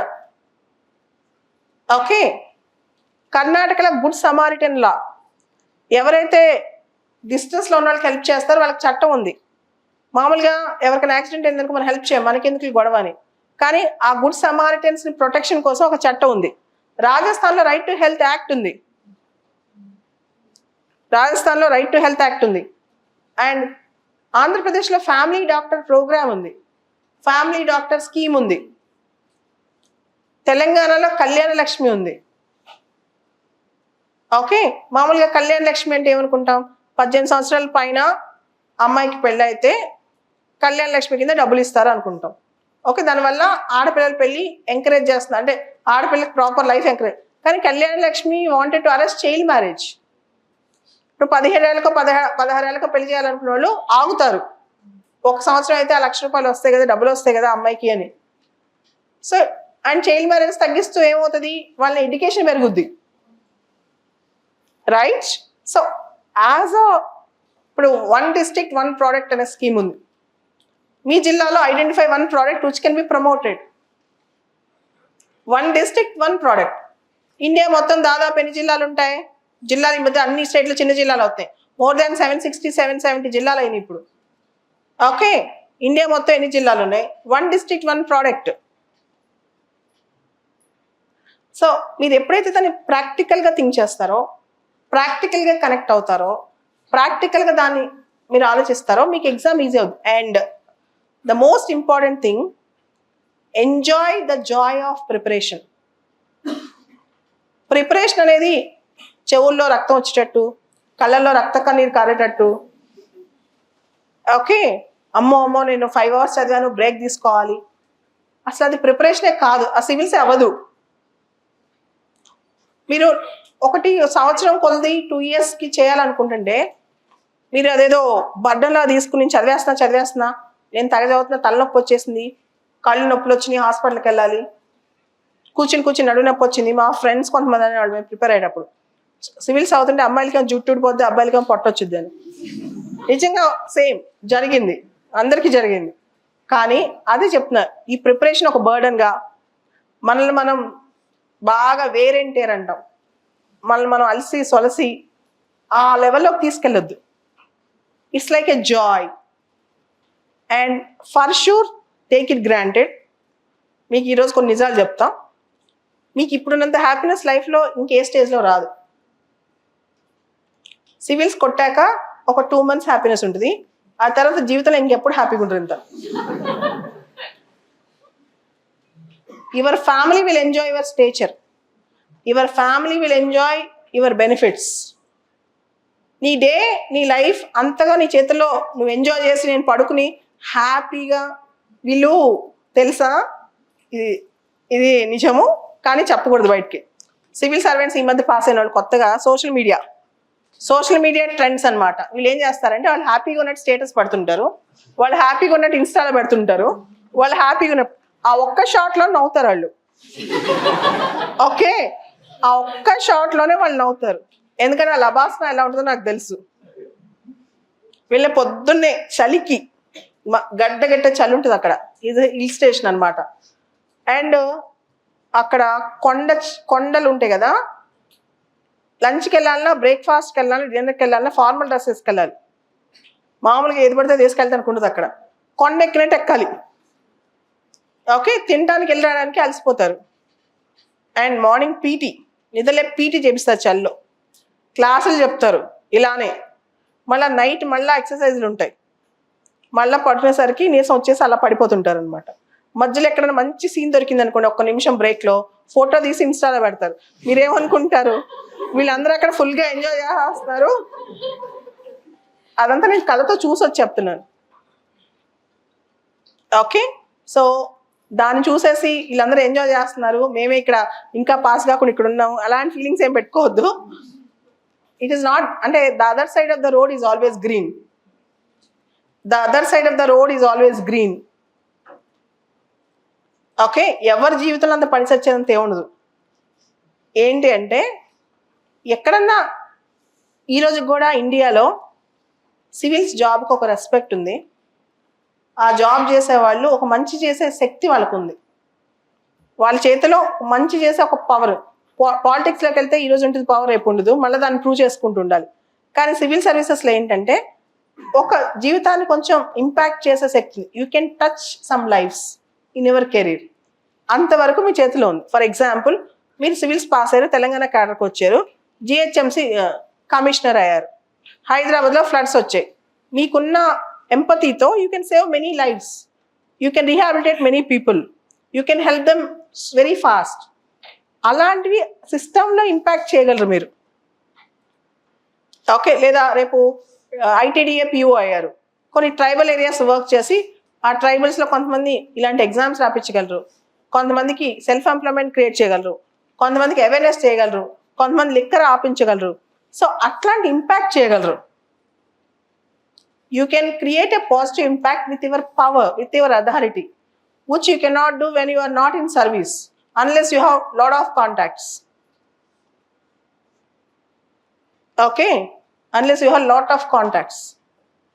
అలాంటి పాజిటివ్ ఇంపాక్ట్ చేసే శక్తి ఇంకా సర్వీస్లో ఎంతో కొంత ఉంది. ఇంతకు ముందు ఉన్నంత లేదు కానీ ఇప్పుడు ఎంతో కొంత ఉంది. కాబట్టి ఇంకా యూత్ దీనికి అట్రాక్ట్ అవుతున్నారు. ఓకే, సో మీరు పాస్ అయిన వాళ్ళే గొప్పోళ్ళు, వాళ్ళే దేవుళ్ళు, వాళ్ళే డెమిగాడ్స్ అని అంత కాదు. So you have to work hard today and even after entering into the service. So the joy of the preparation life itself is an end. Result వచ్చాక నేను హ్యాపీగా ఉంటా, ఇప్పుడు ఏడుస్తా రోజు అంటే కష్టం. ఇప్పుడు హ్యాపీగా ఉండండి. Enjoy the preparation, enjoy the Joy of preparation. చాలా కొత్త విషయాలు తెలుసుకునే టైం ఇది. అండ్ అప్పుడేమో తెలుసా కాంప్లిసెన్సీ బయలుదేరుతుంది. న్యూస్ పేపర్స్ కూడా ఎక్కువ చదవరు తర్వాత మీరు. Will become very very complacent. మీ లోకల్ ఇష్యూస్, మీ పనులే మీకు సరిపోతాయి. ఓకే, సో ఏం నేర్చుకున్నా, ఫర్ ఎగ్జాంపుల్ మీరు ఫండమెంటల్ రైట్స్ చదువుతున్నారు. నేను ఫండమెంటల్ రైట్స్ చాప్టర్ ఈరోజు ఈవినింగ్ కోపంలో కంప్లీట్ చేస్తానని పెట్టుకున్నారు కొన్ని టార్గెట్. దాన్ని బట్టి బట్టని ట్రై చేయొద్దు. I'm a human being, I have some fundamental rights, my friends have some fundamental rights. Our fundamental rights are not absolute, there should be some restrictions. So from which constitution we have borrowed, who are the people who are enjoying better fundamental rights than India, what are the restrictions, atla try to connect, try to remember like a story. Okay, ఇండియాలో biodiversity amendment bill వచ్చింది. అసలు why we need biodiversity? Unless we have biodiversity we cannot have proper existence of ecosystem. One living organism is dependent on other living organism, flora and fauna. So to protect biodiversity, internationally there is a convention called UN Convention on Biodiversity, CBD, Convention on Biodiversity. India signed it and ratified it. So India made Biodiversity Act. So based on Biodiversity Act, we have national level biodiversity authority, state level biodiversity board, and biodiversity management committees. And then recently there is an amendment. Why there is an amendment? So, imagination, in the joy of preparation, visualization and imagination are very, very important in every subject. UPSC is more like an application-based exam. 50% of the syllabus you can remember through mind maps, charts, imaginations and stories. For example, you are reading anti-defection law. You should read it. Chandrayaan 3, you should have that idea. Or for example, whenever you are saying, say in history, non-cooperation, civil disobedience, quit India. You should have imagination. Gautama Buddha. You should have imagination and flowcharts. I do remember again, coming back to my preparation. Ancient India, నేను మొత్తం 20 pages లో notes prepare చేసుకున్నాను, shortcut. Medieval India 20 pages. Modern India 30-40 pages. ఈ రోజుల్లో అట్లా notes prepare చేసిన వాళ్ళు చాలా రేర్గా చూస్తాను నేను. I don't know why. ఎవరో రాసిన ఇన్స్టాలో నోట్స్లు ఫాలో, మ్యాప్లు ఇన్స్టాలో తీసుకుని చదువుతున్నారు. అసలు ఆడెవడో ప్రిపేర్ చేసిన మ్యాప్ మీకెలా మనకు వస్తుంది? అర్థమవుతుందా? నా ఏన్షియంట్ ఇండియా నోట్స్ నేనే 20 pages తయారు చేసుకున్నాను. నా మీడియవల్ ఇండియా నోట్స్ నేనే 20 pages తయారు చేసుకున్నాను. ఏ క్వశ్చన్ వచ్చినా నేను ఆ నోట్స్ ఉందన్న కాన్ఫిడెన్స్. అన్ని క్వశ్చన్స్ ఆ నోట్స్లో రాకపోవచ్చు, కానీ ఆ నోట్స్ ఉంటే మాత్రం నీకున్న స్ట్రెంత్ డిఫరెంట్గా ఉంటుంది. బుద్ధిజం గురించి ఫ్యాక్ట్స్, బుద్ధ ఎక్కడ పుట్టాడు, ఎక్కడ చచ్చిపోయాడు, నిర్వాణం ఎక్కడైంది, బుద్ధ పూర్ణిమ అంటే ఏమేమి పండుగలు కలిస్తే బుద్ధ పూర్ణిమ, అన్నీ ఒకటే చాట్లో ఉంటాయి నా దగ్గర. అది నాకే అర్థమవుతుంది. ఎవరో వేసిన చాట్ మీకెలా అర్థమవుతుంది? ఎలా మీ మైండ్లో ఏమో తెలుసా, సబ్ కాన్షియస్ మెమొరీ ఒకటి ఉంటుంది. ఆ మెమొరీలో మీరు ఏం రాస్తారో అవే మీకు ఎగ్జామ్లో గుర్తొస్తాయి. మీ ఓన్ రైటింగ్, మీ ఓన్ టెక్నిక్స్ మీకు గుర్తొస్తాయి. దానివల్ల అలా గుర్తొస్తాయి. 2 ఆన్సర్లు బాగా రాస్తే 3వ ఆన్సర్ ఆటోమేటిక్గా కాన్ఫిడెన్స్ వచ్చేస్తాయి ఎగ్జామ్లో. అలా కాకుండా ఎవరో రాసిన మోడల్స్ ఫాలో అవ్వండి, కానీ అది పెట్టుకుని అది అన్నీ నాకు గుర్తొస్తాయి అని కూడా మూర్ఖత్వం. So UPSC preparation social media రావడం వల్ల ఈజీ అయిందని కొంతమంది అంటే, ఈజీతో పాటు మిమ్మల్ని ఓవర్ డిపెండెన్సీ చేసి మిమ్మల్ని మీరు కోల్పోయేటట్టు చేస్తుందని నేను అంటాను. You are losing yourself because of this extreme dependence on others' materials, other YouTube channels and others Instagrams. ఇదంతా అరే బేసికల్గా మీ ఓన్ చార్ట్. ఫర్ ఎగ్జాంపుల్ ఈరోజు పొద్దున నేను ఏదో చార్ట్ చూస్తున్నాను, అలాంటి చార్ట్ నేను నీట్గా ప్రిపేర్ చేసుకున్నాను. మౌర్యాస్, గుప్తాస్ ఎవరు ఎప్పుడు వచ్చారో ఒక చార్ట్ ఉంటుంది నా దగ్గర. అది ఎవరో వేస్తే మీకు బ్రెయిన్లో నెంబర్స్ ఎలా గుర్తుంటాయి? మీరు వేసుకుని మీరు రాసుకుంటే మీకు గుర్తుంటాయి. సో దీనివల్ల ఏంటంటే మీరు ఈజీగా షార్ట్ కట్లో మెటీరియల్స్ దొరుకుతాయి అనుకోవద్దు. మీ మెటీరియల్ వీలైనంత వరకు మీరు చేసుకోలేనప్పుడు ఒక 70% చేసుకున్నారు, ఇంకొన్ని చేయలేకపోయారు, అప్పుడు కలెక్ట్ చేసి పెట్టుకోండి. కానీ వేరే వాళ్ళ మెటీరియల్ మీద మాత్రం ఎక్కువ డిపెండ్ అవ్వద్దు. Okay, even short notes and మెయిన్స్కి అందరూ చేసే పెద్ద తప్పు. బాగా చదువుతున్నారు కానీ మెయిన్స్ నోట్స్ మీ దగ్గర ఉండదు. మెయిన్ సిలబస్ ఉందా? ఇక ఇప్పుడు సిలబస్ బుక్లెట్ ఇచ్చి ఉంటారు. ఇది మెయిన్ సిలబస్ బుక్లెట్. ఈ సిలబస్ బుక్లెట్లో GS 1, 2, 3, 4 ప్రతి టాపిక్కి కనీసం 2 pages నోట్స్ ఉండాలి మీ దగ్గర, మీ ఓన్ హ్యాండ్ రైటింగ్తో. GS 1, 2, 3, 4 ప్రతి టాపిక్కి మీ ఓన్ హ్యాండ్ రైటింగ్తో ఆ డెఫినేషన్ అంటే ఏంటి నోట్స్ ఉండాలి. దానికి కరెంట్ అఫైర్స్ యాడ్ అవుతాయి. How many of you have this notes? ఇప్పుడు ఎథిక్స్ ఉంది, ఎథిక్స్లో ప్రతి టాపిక్కి మీ దగ్గర నోట్స్ ఉందా? GS 3 ఉంది, ప్రతి టాపిక్ ఉందా? మీ ఓన్ హ్యాండ్ రైటింగ్తో మీ ఓన్ నోట్స్. ఇవి లేకుండా మెయిన్స్ ప్రిన్స్ పాస్ అవుతున్నారు చాలామంది. ఏం చదవాలి మ్యామ్ అంటారు. మీ నోట్స్ ఏది? Where is ever notes? వెళ్తారు కంపైలేషన్కి 365, 360. దానివల్ల ఏం పాస్ అవ్వరు మెయిన్స్. మీ ఓన్ నోట్స్ ఉంటేనే పాస్ అవుతారు. Have your own notes every topic మీద. On each and every topic minimum 10 to 15 points your own synoptical notes should be there. Notes prepare చేసుకోండి, డిస్కస్ చేసుకోండి, ఆ నోట్స్ని ఎలా ఎన్హాన్స్ చేయాలో చేసుకోండి. That is very very important. Okay, and no diversions during preparation. Preparation టైంలో ఎటువంటి diversions వద్దు. No diversions, completely no diversions. UPSC is antithetical to emotions. ఎమోషన్స్ ఎప్పుడు ఎక్కువ ఉంటాయి, ఎక్కడ ఎక్కువ ఉంటే అక్కడ యూపీఎస్సీకి విరుద్ధం. ఎమోషన్స్ బ్యాలెన్స్లో ఉంటేనే యూపీఎస్సీలో రాయగలరు.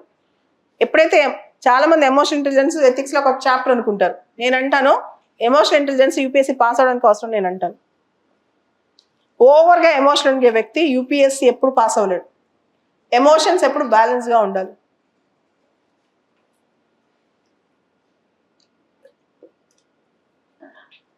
Highly balanced. Too much of depression, too much of anger, or too much of love, too much of hatred. వీటన్నిటినీ జయిస్తేనే మీరు యూపీఎస్సీ జయిస్తారు. అటాచ్మెంట్లో డిటాచ్మెంట్, డిటాచ్మెంట్లో అటాచ్మెంట్, అదే UPSC technique.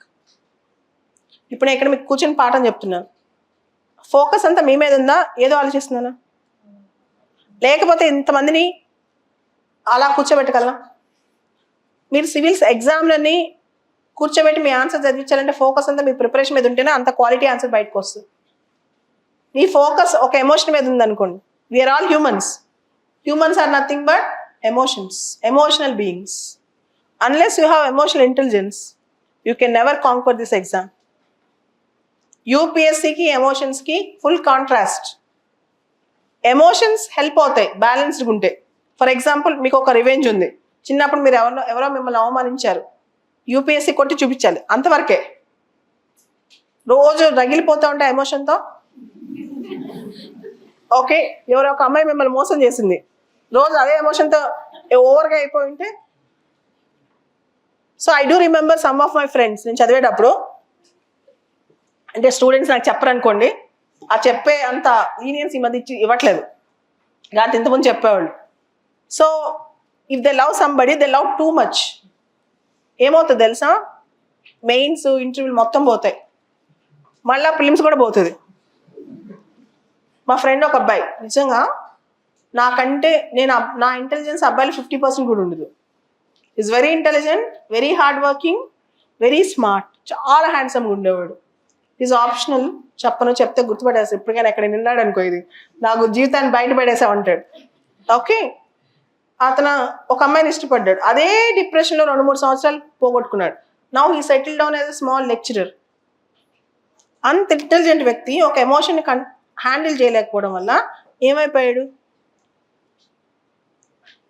Okay, same emotions నాకు ఉంటాయి, మీకు ఉంటాయి, బట్ వీ నో ఆ ఎమోషన్ని ఎలా ఛానలైజ్ చేసుకోవాలి. గుర్తుపెట్టుకున్నది, too much of depression, too much of hatred, too much of revenge, too much of anger, too much of love, ఏది టూ మచ్గా చేయొద్దు. And too much of family attachments. Okay, too much of family attachments అవి తగ్గించుకుంటే యూపీఎస్సీలో మీరు బాగుపడతారు. Competitive ఎగ్జామ్స్లో మాత్రం control ఉండాలి. సెల్ఫ్ కంట్రోల్, టెంపరెన్స్ అంటాం. టెంపరెన్స్ అంటే సెల్ఫ్ కంట్రోల్, చాలా ఇంపార్టెంట్. అది కనుక పోయిందంటే బ్రెయిన్ పాడవుతుంది. మనం ఇక్కడ ఈ ఫీల్డ్లో ఉంటాం, బ్రెయిన్ ఎక్కడో ఉంటుంది, మైండ్ ఏదో ఆలోచిస్తుంటాం. 80% ఆ పని చేయొద్దు. ఆ పని చేస్తే మాత్రం అవుట్. దానికి దీనికి అయితే సరిపడదు. మీరు కనుక అలాంటి మీరు కంట్రోల్ లేని వ్యక్తులు అయితే కనుక ఇమీడియట్గా వెళ్ళి ఏదైనా సాఫ్ట్వేర్ జాబ్ చూసుకోండి.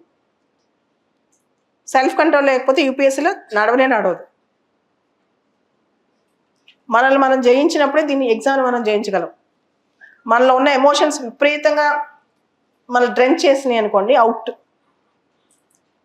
పొద్దున్న లేసి అదే గుర్తొస్తుంది, ఇంకా అలానే ఉన్నాం, చాలామందికి వస్తూ ఉంటుంది. Don't do that. Focus on exam. వచ్చాం, గోల్ ఏంటి, మనం ఏం చేయాలనుకుంటున్నాం. అండ్ లాస్ట్ ఈ విషయంలో ఒక point, nothing is more important for a human being than self respect and self identity. వరల్డ్లో ఎంత పెద్దవాడైనా స్టీవ్ జాబ్స్ కానివ్వచ్చు, లేకపోతే బిల్ గేట్స్ కావచ్చు, హీరో మహేష్ బాబు కావచ్చు, ప్రభాస్ కావచ్చు, వీళ్ళు ఎవరైనా సరే మన సెల్ఫ్ రెస్పెక్ట్ కంటే మనకి ఎక్కువ కాదు ఎవరైనా వరల్డ్లో. సో ఆ నమ్మకం మనకుంటే మనం ఎందుకు వచ్చామో, మన ఐడెంటిటీ ఏంటి, మన ఇండిపెండెన్స్ ఏంటో మనకు తెలిస్తే మనం బతికేస్తాం. ఆ తెలియనోడు మూర్ఖుడు అవుతాడు, మిగిలేదు ఏం మిగులుతుంది, తర్వాత అంత చీకటి మిగులుద్ది. ఈ ప్రిపరేషన్ 50% మంది ఎందుకు ఫెయిల్ అవుతారంటే ఓపెన్గా ఈ విషయం చాలా మందికి డిస్కస్ చేయరు, కానీ this is the issue, two much of emotional attachments. Okay, so and coming to mains again, time management. ఇందా చెప్పాను కదా, ప్రిలిమ్స్ అండ్ మెయిన్స్. చాలా మంది ఏమంటారంటే నేను ప్రిపరేషన్ అయ్యాక ప్రాక్టీస్ చేస్తాను అంటారు. ఆ ప్రిపరేషన్ అనేది యూపీఎస్సీలో ఎప్పటికీ కాదు. నువ్వు 10 ఏళ్ళు చదివినా 20 ఏళ్ళు చదివినా ఇంకా చాలా మిగిలిపోయిన ఫీలింగ్ ఉంటుంది. Practice while you prepare while you practice. This is the slogan, practice while you prepare. Okay, నువ్వు ఎప్పుడైతే ప్రిపరేషన్ మొదలెట్టావో డే 1 నుంచి కూడా దృష్టి కొంచెం ప్రాక్టీస్ వైపు ఉండాలి. నేను దీన్ని ఎలా ప్రాక్టీస్ చేస్తున్నా, ఫర్ ఎగ్జాంపుల్ మీరు ఒక స్విమ్ చేయాలనుకుంటున్నారు, వాక్ చేయాలనుకుంటున్నారు, కూర్చుని స్విమ్మింగ్ వాకింగ్ వీడియోస్ చూస్తుంటే ఏ రోజు కానీ స్విమ్ చేయగలరా? ఎలా చేస్తారో తెలుస్తూ ఉంటుంది, కానీ చేస్తేనేగా తెలుసది. The same thing, practice while you prepare. ఒక అడిగేట నేర్చుకోండి ఒకరోజు, రెండో రోజు 10 రోజులు లేక ఇంకొక హాఫ్ స్టెప్ ఎక్కువేయండి. You can walk, you can run, if you cannot do anything, at least you crawl, but don't stop moving forward. Don't stop moving forward. You should keep moving forward. Preparation lo every day is an end. Every day is an end in itself. Every day you should enhance yourself, you should enrich yourself, you should keep moving forward. When you stop your day, for example, if you take 2 days holidays or 3 days holidays, you will go back for 1 month. Okay, not only you are stopping the working conditions of the day, you are actually digging your own ditch. ఈ preparation ఏంటంటే competitive exam ప్రిపరేషన్లో మనం గనక ఒక 2-3 రోజులు చదువుకోకుండా వదిలేసాం అనుకోండి, కంప్లీట్గా 4వ రోజు పుస్తకం ఎత్తిన తర్వాత కొత్తగా ఉంటుంది, కూర్చోబుద్ధి కాదు, అవునా కాదా? ఓకే, అండ్ ఒక రోజంతా తెగ చదివేది అలా చేయొద్దు. ఒక 2 hours చదవండి, ఒక 10 minutes బ్రేక్ తీసుకోండి, మళ్ళీ కొంతసేపు చదవండి, మళ్ళీ బ్రేక్ తీసుకోండి, కొంతసేపు అలా వాక్ చేస్తూ ఏం చదివా రిమెంబర్ చేసుకోండి. చదవటం అంటే చాలా మంది ఏం తెలుసా, స్టడీ టేబుల్ దగ్గర స్టడీ హాల్లో కూర్చుని పుస్తకం ముందు పెట్టుకుని చదువు అనుకుంటారు. Wrong, it's a blunder. Civil services ప్రిపరేషన్కి ఒక టెక్నిక్ ఉంది. ఒకటి, when you read something, take a walk or a breath or meditate or do yoga. అయిపోయిన తర్వాత ఏం చదివారో try to recollect without opening the book. ఇప్పుడు ఇంత క్లాస్ చెప్పా కదా, లాస్ట్ 1 hour నుంచి నేను చెప్పిన పాయింట్స్ 1, 2, 3, 4, 5 రీకలెక్షన్ అనమాట. అట్లా what ever you read, close your book. ఎప్పుడు బుక్కి ఐకి కాంటాక్ట్ ఉంటేనే చదువు అనుకోవద్దు. Civil services preparation is beyond that. So 2 things. One is try to recollect in your brain, try to reflect in the white paper. ఏదైతే మీరు విన్నారో, ఏదైతే చూసారో అది చూడకుండా రీకలెక్ట్ చేసుకోగలగాలి, చూడకుండా రాయగలగాలి. ఫస్ట్లో ఈ ప్రాక్టీస్ చాలా కష్టం అనిపిస్తుంది. ఇది చేస్తే అందరికంటే మీకు 20-30% మార్క్స్ ఎక్కువ వస్తాయి. పక్కా రాసి పెట్టుకోండి. పుస్తకాలు ముందు పెట్టుకుని బట్టి వేస్తుంటాం కదా, ఒక 2 hours చదివిన తర్వాత 3rd hour కాంప్లసెంట్ అయిపోద్ది, బ్రెయిన్ కూడా డంప్ అయిపోద్ది. మీరు బ్రేక్ తీసేసుకోండి, తీసుకుని జస్ట్ వాక్ వెళ్ళండి, మెడిటేట్ చేయండి, యోగా చేయండి, ఏదైనా చేయండి. ఒక 10 minutes తర్వాత మీరు ఏం చేశారు, ఇప్పుడు వరకు ఏం చదివారు, అసలు ఇదేం కాన్సెప్ట్ అని కనెక్ట్ చేసుకోండి. బ్రెయిన్లో మంచి కనెక్ట్ చేసుకోండి. కనెక్ట్ చేసుకోవడమే కాదు, దాన్ని రీప్రొడ్యూస్ చేయడానికి ట్రై చేయండి. మీకు ఎంత పర్సెంట్ గుర్తుంది, అసలు ఏంటి అది, ఏంటి ఆ కాన్సెప్ట్, మీరు ఎందుకు చదువుతున్నారు. సో దాన్ని వదిలేసి తిరగొద్దు. బ్రేక్ అంటే టాపిక్ని వదిలేసి తిరగమని కాదు, ఆ పుస్తకాన్ని వదిలేసి కొంతసేపు బ్రెయిన్ ఫ్రీగా వదిలేసిన తర్వాత ఆ టాపిక్ని రీకలెక్ట్ చేసుకోమని. ఎప్పుడైతే సెకండ్ టైం మీ బ్రెయిన్లో అలా రీకలెక్ట్ చేసుకోగలిగారో, the topic will be actually become your own, and the topic will enter into your blood. అర్థమైందా? This is very, very important. First thing is recollect in your mind. Second step is reproduce on the paper. The third and most important step for memory, teach the topic. ఏమొద్దు, ఈ మధ్య అందరి దగ్గర smart phones ఉన్నాయి. Okay, ప్రతిరోజు 2-3 times నీ best ఫ్రెండ్కో లేకపోతే నీ పక్కన వాళ్ళకో నీ ఫోన్ ఇచ్చి నువ్వు ఆ టాపిక్ చెప్పు, రికార్డ్ చేయమని అంతే. టీచ్ అండ్ అందరికీ కూడా కాదు, జస్ట్ రికార్డ్ చేసుకో. This one important technique. So when ever I speak something, when ever I teach something, will ever forget that.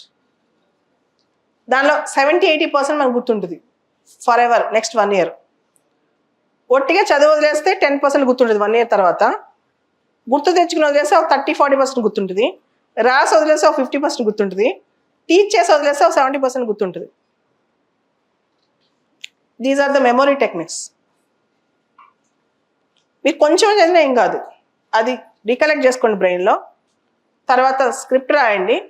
తర్వాత ఈవినింగ్కి ఎవరైనా ఫ్రెండ్కి ఇచ్చి జస్ట్ మీరు 2 hours చదివింది 5 minutes చెప్పండి. అట్లా మీ దగ్గర మీకు చెప్పినవన్నీ కొన్ని 100,000 వీడియోస్ ఉండాలి, మీ ఓన్ వీడియోస్ మీకోసం. That is the most important thing అనమాట. తర్వాత సో 1 యువర్ ఇండివిజువల్ ప్రిపరేషన్, తర్వాత ఈ టెక్నిక్స్, తర్వాత గ్రూప్ ప్రిపరేషన్ కూడా important. If possible like minded people who own disturb you and who own deviate, diversions లేని వాళ్ళు ఒకళ్ళు ఇద్దరు ఏమైనా ఉంటే చేయండి. అండ్ ఇక్కడున్న ఒక దరిద్రం ఏంటంటే సివిల్స్ ఫీల్డ్లో this is a double edged sword.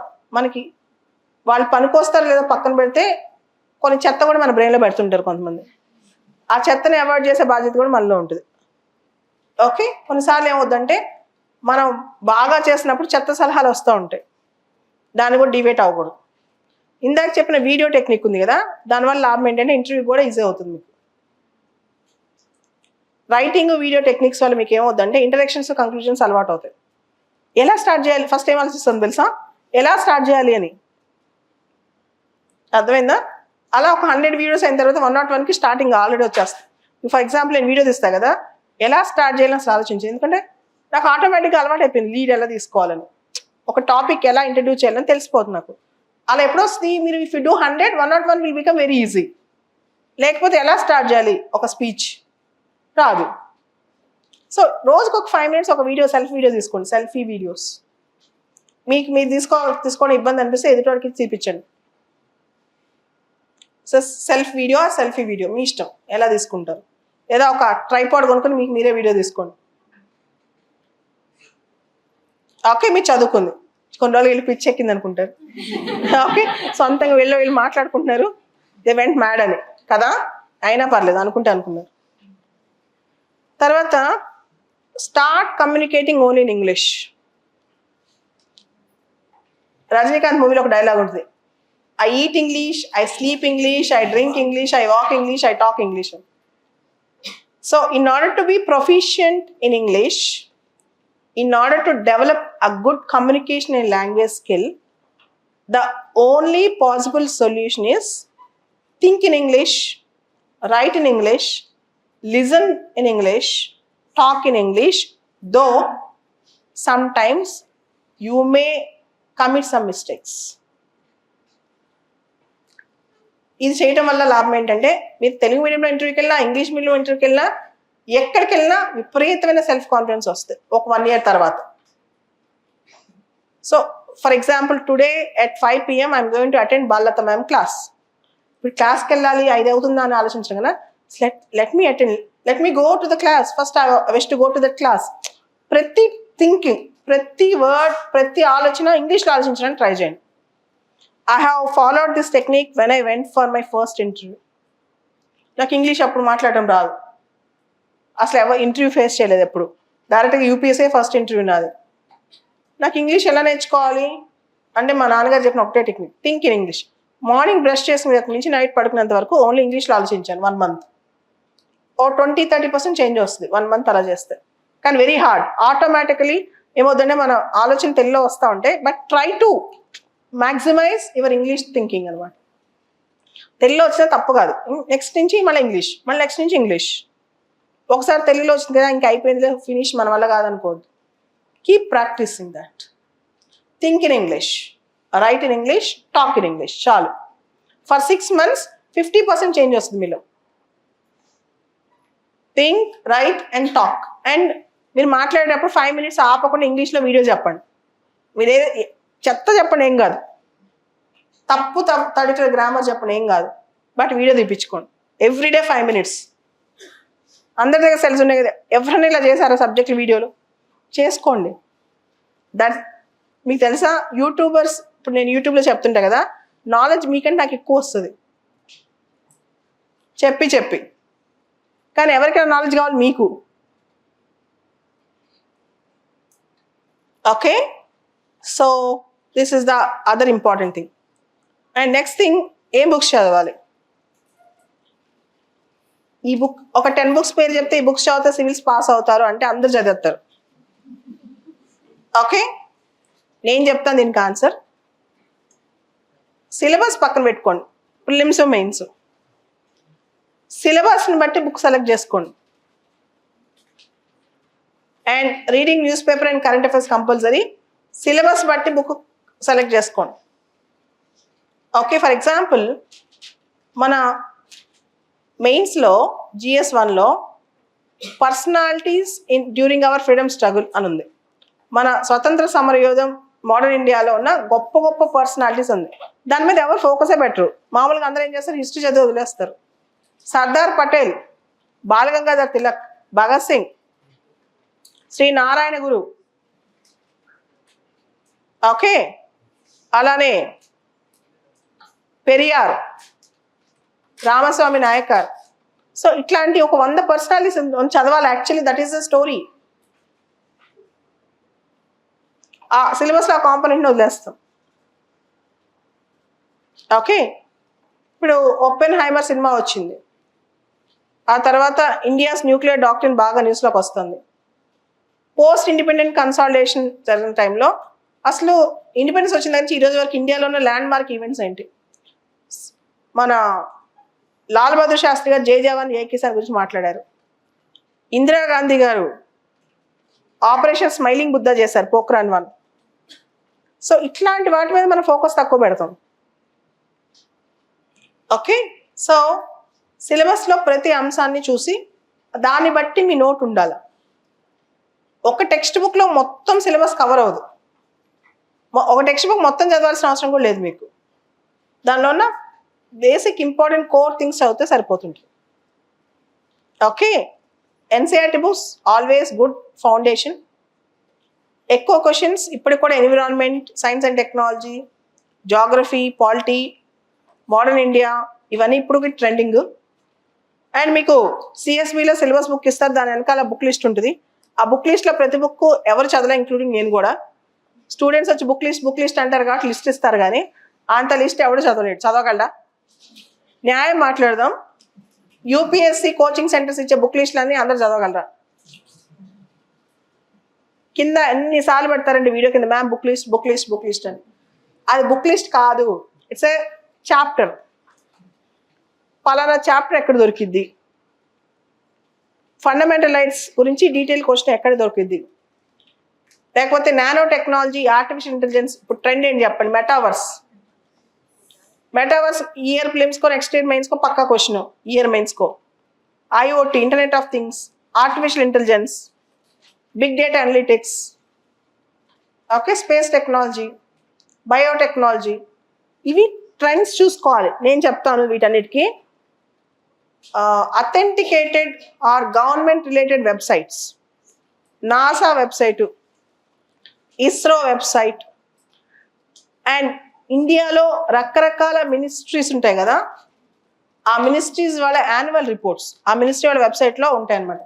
Annual reports, for example ministry of environment, forest and wild life annual report, ministry of environment, forest and wild life annual report. ఇటువంటి అసలు యాన్యువల్ రిపోర్ట్స్ చదివితే మీరు మెయిన్స్ని ప్రిలిమ్స్ని ఇంటర్వ్యూని అలా just cake walk అని నేను అంటాను.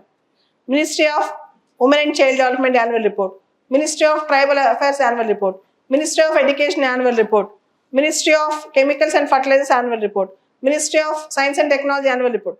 మొత్తం annual report మొత్తం కూడా బుక్ మొత్తం చదవక్కర్లా, దాని హెడ్డింగ్ చదువుతూ వెళ్ళి దాని important aspects. For example NIA న్యూస్లో ఉంది, ఎన్ఐఏ వాళ్ళ annual report. For example say food safety and standards authority of India వాళ్ళ వెబ్సైట్లోకి వెళ్ళి చూడండి వాళ్ళ గురించి.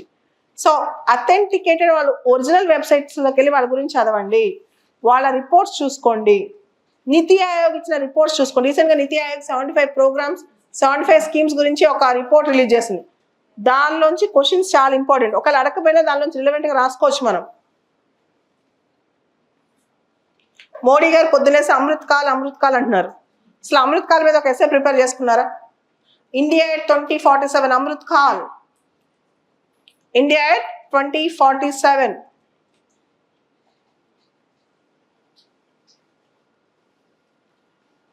Okay, so this is how you need to prepare. ఇది ఇలా ప్రిపేర్ అవుతే ప్రిలిమ్స్ మెయిన్స్ ఇంటర్వ్యూ అండ్ ఇప్పుడు స్టార్ట్ చేస్తే 2024 it will be like cake walk. ఎవరైనా ప్రిలిమ్స్ కొట్టొచ్చు, మెయిన్స్ కొట్టొచ్చు. నేను చెప్పిన ఇవి ఈ పద్ధతుల్లో చదివితే నిద్రపోకుండా ఒక 2 రోజులు చదివి 4 రోజులు పడుకుని అట్లా కాదు. రోజు ఒకటే లెవెల్ ఆఫ్ ప్రిపరేషన్, ఒకటే స్టాండ్ ఆఫ్ ప్రిపరేషన్, కాస్త పద్ధతిగా, కాస్త స్ట్రక్చర్డ్గా, పద్ధతిగా స్ట్రక్చర్డ్గా అట్లా వెళ్తూ ఉంటే ఈజీగా అవుద్ది. ఇంటర్నెట్ షట్ డౌన్ అనేది బాగా న్యూస్లో ఉందా? Kerala high court recently said right to internet is a fundamental right. Internet అనేది బేసిక్ గుడ్, పబ్లిక్ గుడ్. ఇప్పుడు as we have water, sanitation, food, health facilities, we should also have internet అని నేను అంటాను. Do you agree? So question answer prepare చేశారా? How many of you had a proper answer on internet shutdowns? Internet is a basic human right. Do you agree? What are the pros and cons of internet shutdowns in India? Anuradha Basin versus state of Jammu Kashmir. Kashmir lo internet shutdowns మీద case. తర్వాత Kerala internet shut down, now Manipur internet shut down. వీటన్ని relate చేస్తున్నారా? హర్యానాలో మన issue చేస్తున్నప్పుడు internet appliances shut down చేశారు. Can the government shut down the internet?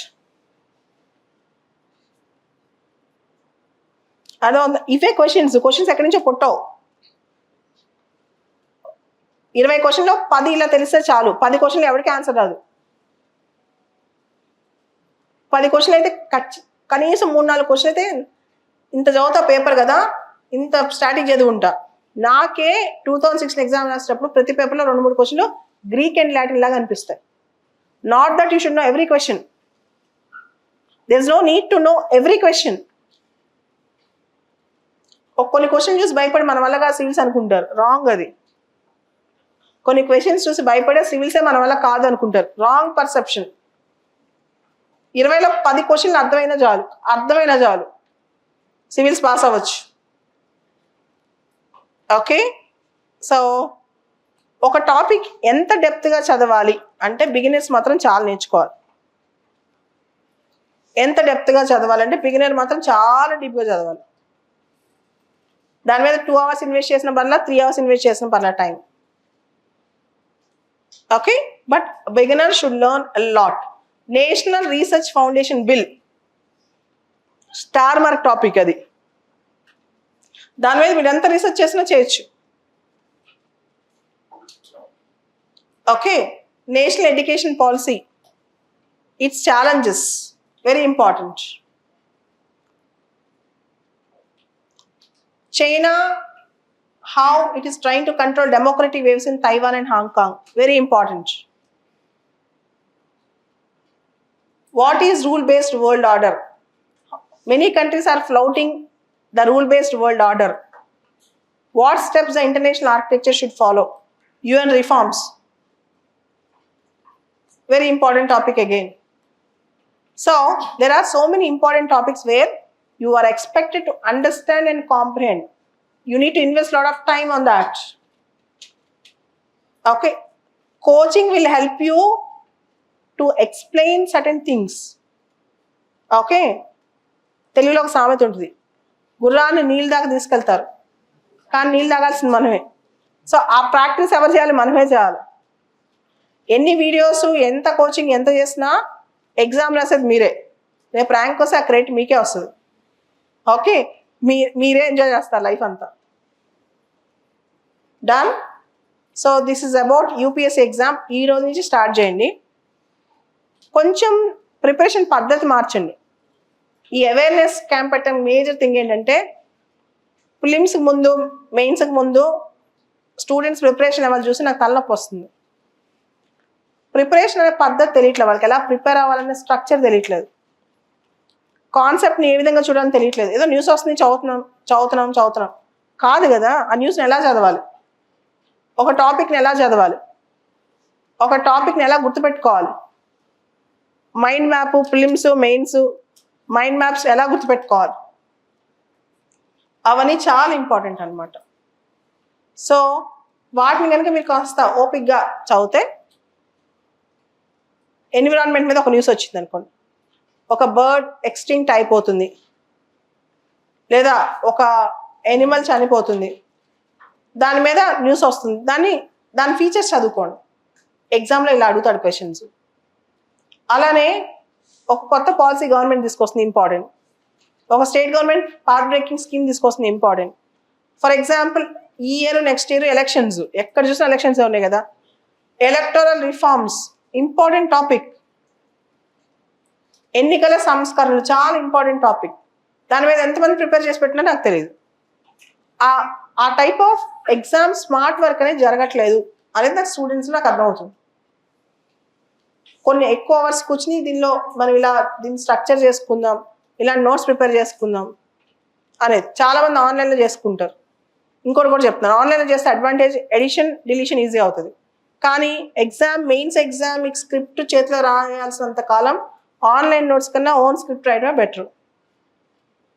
You learn sentences, you learn vocabulary, you learn speed management, you learn time management, అవన్నీ అలవాటు అవుతాయి.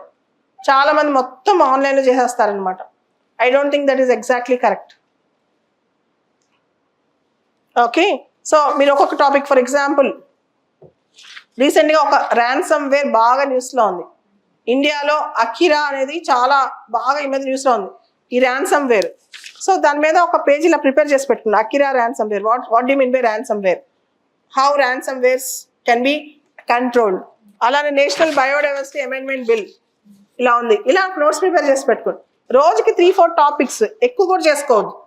3-4 topics అంటే ఏంటో ప్రిపేర్ చేసి పెట్టుకున్నా మీకు రైటింగ్ అలవాటు అవుతుంది, టాపిక్ క్లారిటీ వస్తుంది, అన్నీ అలవాటు అవుతాయి. ఇట్లా this is how you need to prepare.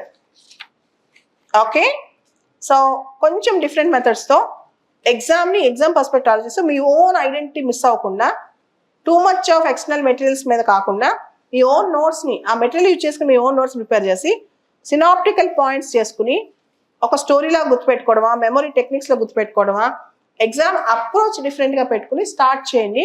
ఖచ్చితంగా 1 or 2 years సక్సెస్ వచ్చింది. అండ్ మీకు చెప్తున్నాను 2-3 things I wish to tell you.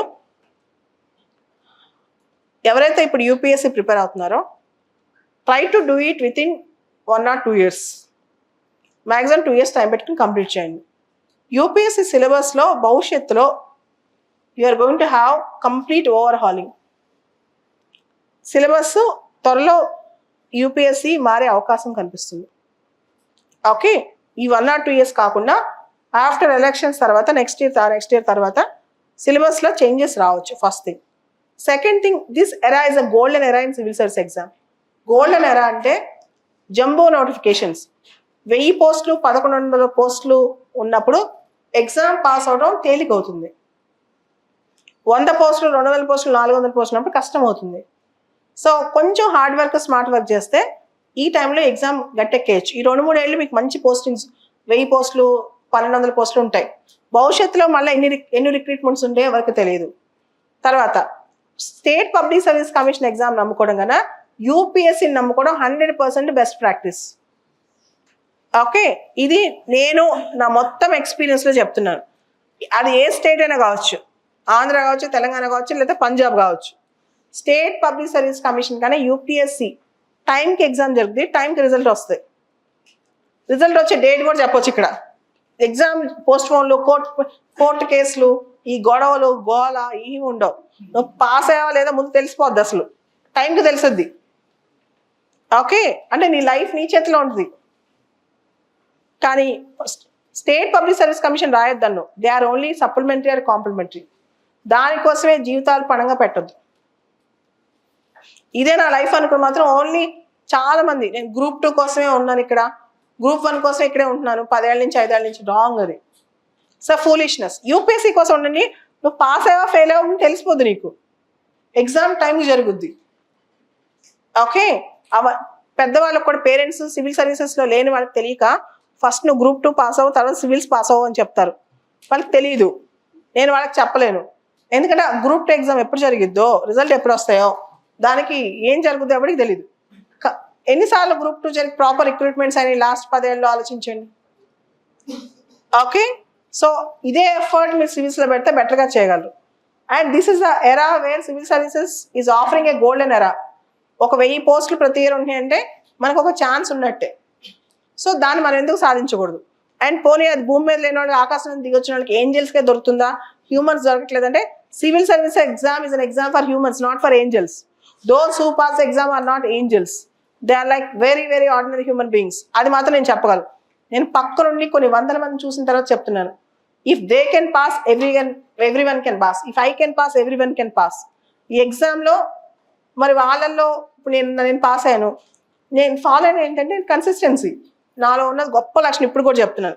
నన్ను తీసుకెళ్ళి రోడ్డు మీద వదిలేసి నా పని నేనే చేస్తాను. ఓకే, మీరు చూసుంటారు కదా, అంటే ఇది గొప్ప కాదు, బట్ నేను చెప్తాను. ఇన్ని అకాడమీస్ ఉన్నాయి కదా, ఎవరైనా అకాడమీ ఇంత పని చేసేవాళ్ళు డైరెక్టర్ కూర్చుని వీడియోస్ పొద్దులేసే చెప్తారా? చెప్పరు. బట్ నాకేం తెలుసా, నేను చెప్తానే అంత సింప్లిఫై చేయగలను నమ్మకం. I can pay someone, I can make them to do some videos, but I'll never do that. ఎందుకు చేయని చెప్పండి, నాకు టైం ఎక్కువైపోయా. నేను లంచ్ అని మానేస్తా కానీ వీడియో మానేను. వీడియో చేయకపోతే లంచ్ మానేసి వీడియో చేసి క్లాస్కి వస్తా కానీ వీడియో మానేను. రీజన్, నాకు నా ప్యాషన్ అది. కన్సిస్టెన్సీ, ఒకే పని మీరు కంటిన్యూస్గా చేశారనుకోండి, ఆటోమేటిక్గా అదే సివిల్స్ మనకి నేర్పించింది. అదే నాకు సివిల్స్ ఏం నేర్పించింది తెలుసా? Exam consistency. ఏం చేసినా నేను కన్సిస్టెంట్గా ఉంటాను. ఈరోజు క్లాస్ ఉందంటే క్లాస్కి వస్తాను. ఓకే, మన వర్క్ మీద కన్సిస్టెన్స్గా ఉండటమే సివిల్ సర్వీస్ ఎగ్జామ్. ఈరోజు సండే కదా, ఈరోజు బ్రేక్ తీసుకుందాం అనుకున్నామా, అవుట్. అర్థమవుతుందా? సో అంత కన్సిస్టెన్సీ ఉండాలంటే ప్యాషన్ ఉండాలి, ఎగ్జామ్ పైన ఇష్టం ఉండాలి. నాట్ నేను పాస్ అవ్వాలన్న ఫీలింగ్ కాదు, you should love that exam. నేను చేయాలని. ఇంకొక ట్రూత్ కూడా చెప్తున్నా, నాకు ఛాన్స్ లేదు కానీ నాకు మళ్ళీ ఎగ్జామ్ రాయమంటే ఇప్పుడు రాస్తాను. నేను నాకు ఆప్షన్ లేదు ఇప్పుడు, but still I have that, ఆ ప్యాషన్ ఉంది ఎగ్జామ్ పైన. ఆ ప్యాషన్ ఎప్పుడైతే డెవలప్ చేసుకున్నారో, నేను రిజల్ట్ వచ్చింది, నేను ఫస్ట్ ర్యాంక్ వచ్చింది అని సెకండరీ, ఆ ఎగ్జామ్ మీద ఇష్టం ఎప్పుడైతే డెవలప్ చేసుకున్నారో, ఆ క్వశ్చన్స్ ప్రిపేర్ అవటం కానీ, టాపిక్ని ఐడెంటిఫై చేయడం కానీ, ఎగ్జామ్ వెనకాల పట్టడం కానీ జరిగింది. ఆ ఇష్టం ఎప్పుడైతే లేదో, ఏదో ఎగ్జామ్ పాస్ అవ్వాలి కాబట్టి రాస్తున్నారో, అప్పుడు out. So love what you do with consistency. Consistency అంటే ఏంటి తెలుసా? 2 days చేసి 2 days ఆపేయడం కాదు. ఒకటే పని రెగ్యులర్గా చాలా కాలం చేస్తే దాన్నే కన్సిస్టెన్సీ అంటారు. ఓకే, ఒకటే పనిని, మనకి నమ్ముకున్న పనిని, కష్టం వచ్చినా నష్టం వచ్చినా ఎన్ని అవాంతరాలు వచ్చినా, in spite of challenges, not with standing the challenges, if you do it all the time in a long standing way, it is called consistency. This exam is for the people who are consistent. This exam is for the people who are regular. This exam is for the people who are passionate about it, not for the result but for the exam. Exam పట్ల passion ఉండాలి, ఆ pitch ఉండాలి, ఎసెంట్రిసిజం ఉండాలి, ఒక element of pitch ఉంటుంది, అది ఉండాలి.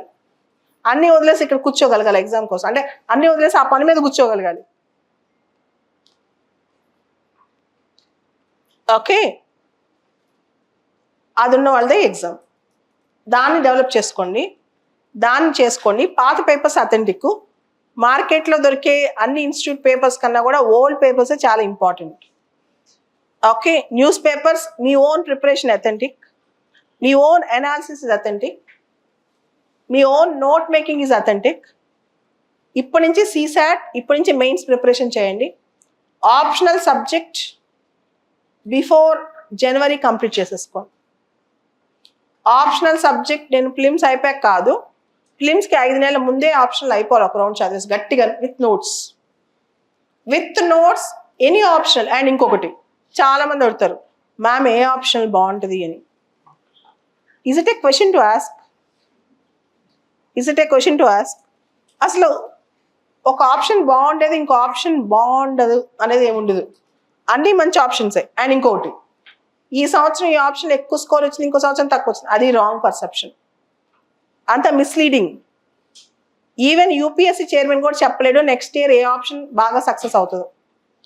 UPSC chairman కూడా చెప్పలేరు నెక్స్ట్ ఇయర్ ఏ ఆప్షన్ సక్సెస్ అవుతుందో. Okay, so follow your own interest, follow your own passion, follow your own intuition. నాకు పిఎస్ఆర్ అనే పిచ్చి, ఐ లవ్ దట్ ఆప్షనల్. నాకు ఆప్షన్ ఇష్టం కాబట్టి నేను తీసుకున్నాను. ఇష్టం అంటే ఏం లేదు. ఇప్పుడు నేను పొద్దునే లేసి క్లాస్ చెప్పమన్నా కళ్ళు మూసుకుని మళ్ళీ నిద్ర లేపిన పిఎస్ఆర్ ఏ థింకర్ అయినా చెప్తాను. When you love the subject it will go in to your blood. సబ్జెక్ట్లో అన్ని చాప్టర్స్ నచ్చాల్సిన అవసరం, మెజారిటీ ఆఫ్ ద సబ్జెక్ట్ మీకు నచ్చితే తీసుకోండి, ఏ సబ్జెక్ట్ అయినా. ఓకే, ఆ సబ్జెక్ట్ స్కోరింగ్ ఈ సబ్జెక్ట్ కాదు, ఇదంతా wrong perception. You should love the subject, you should love what you do, అంతే. ఓకేనా? All the best, will meet you again. Thank you.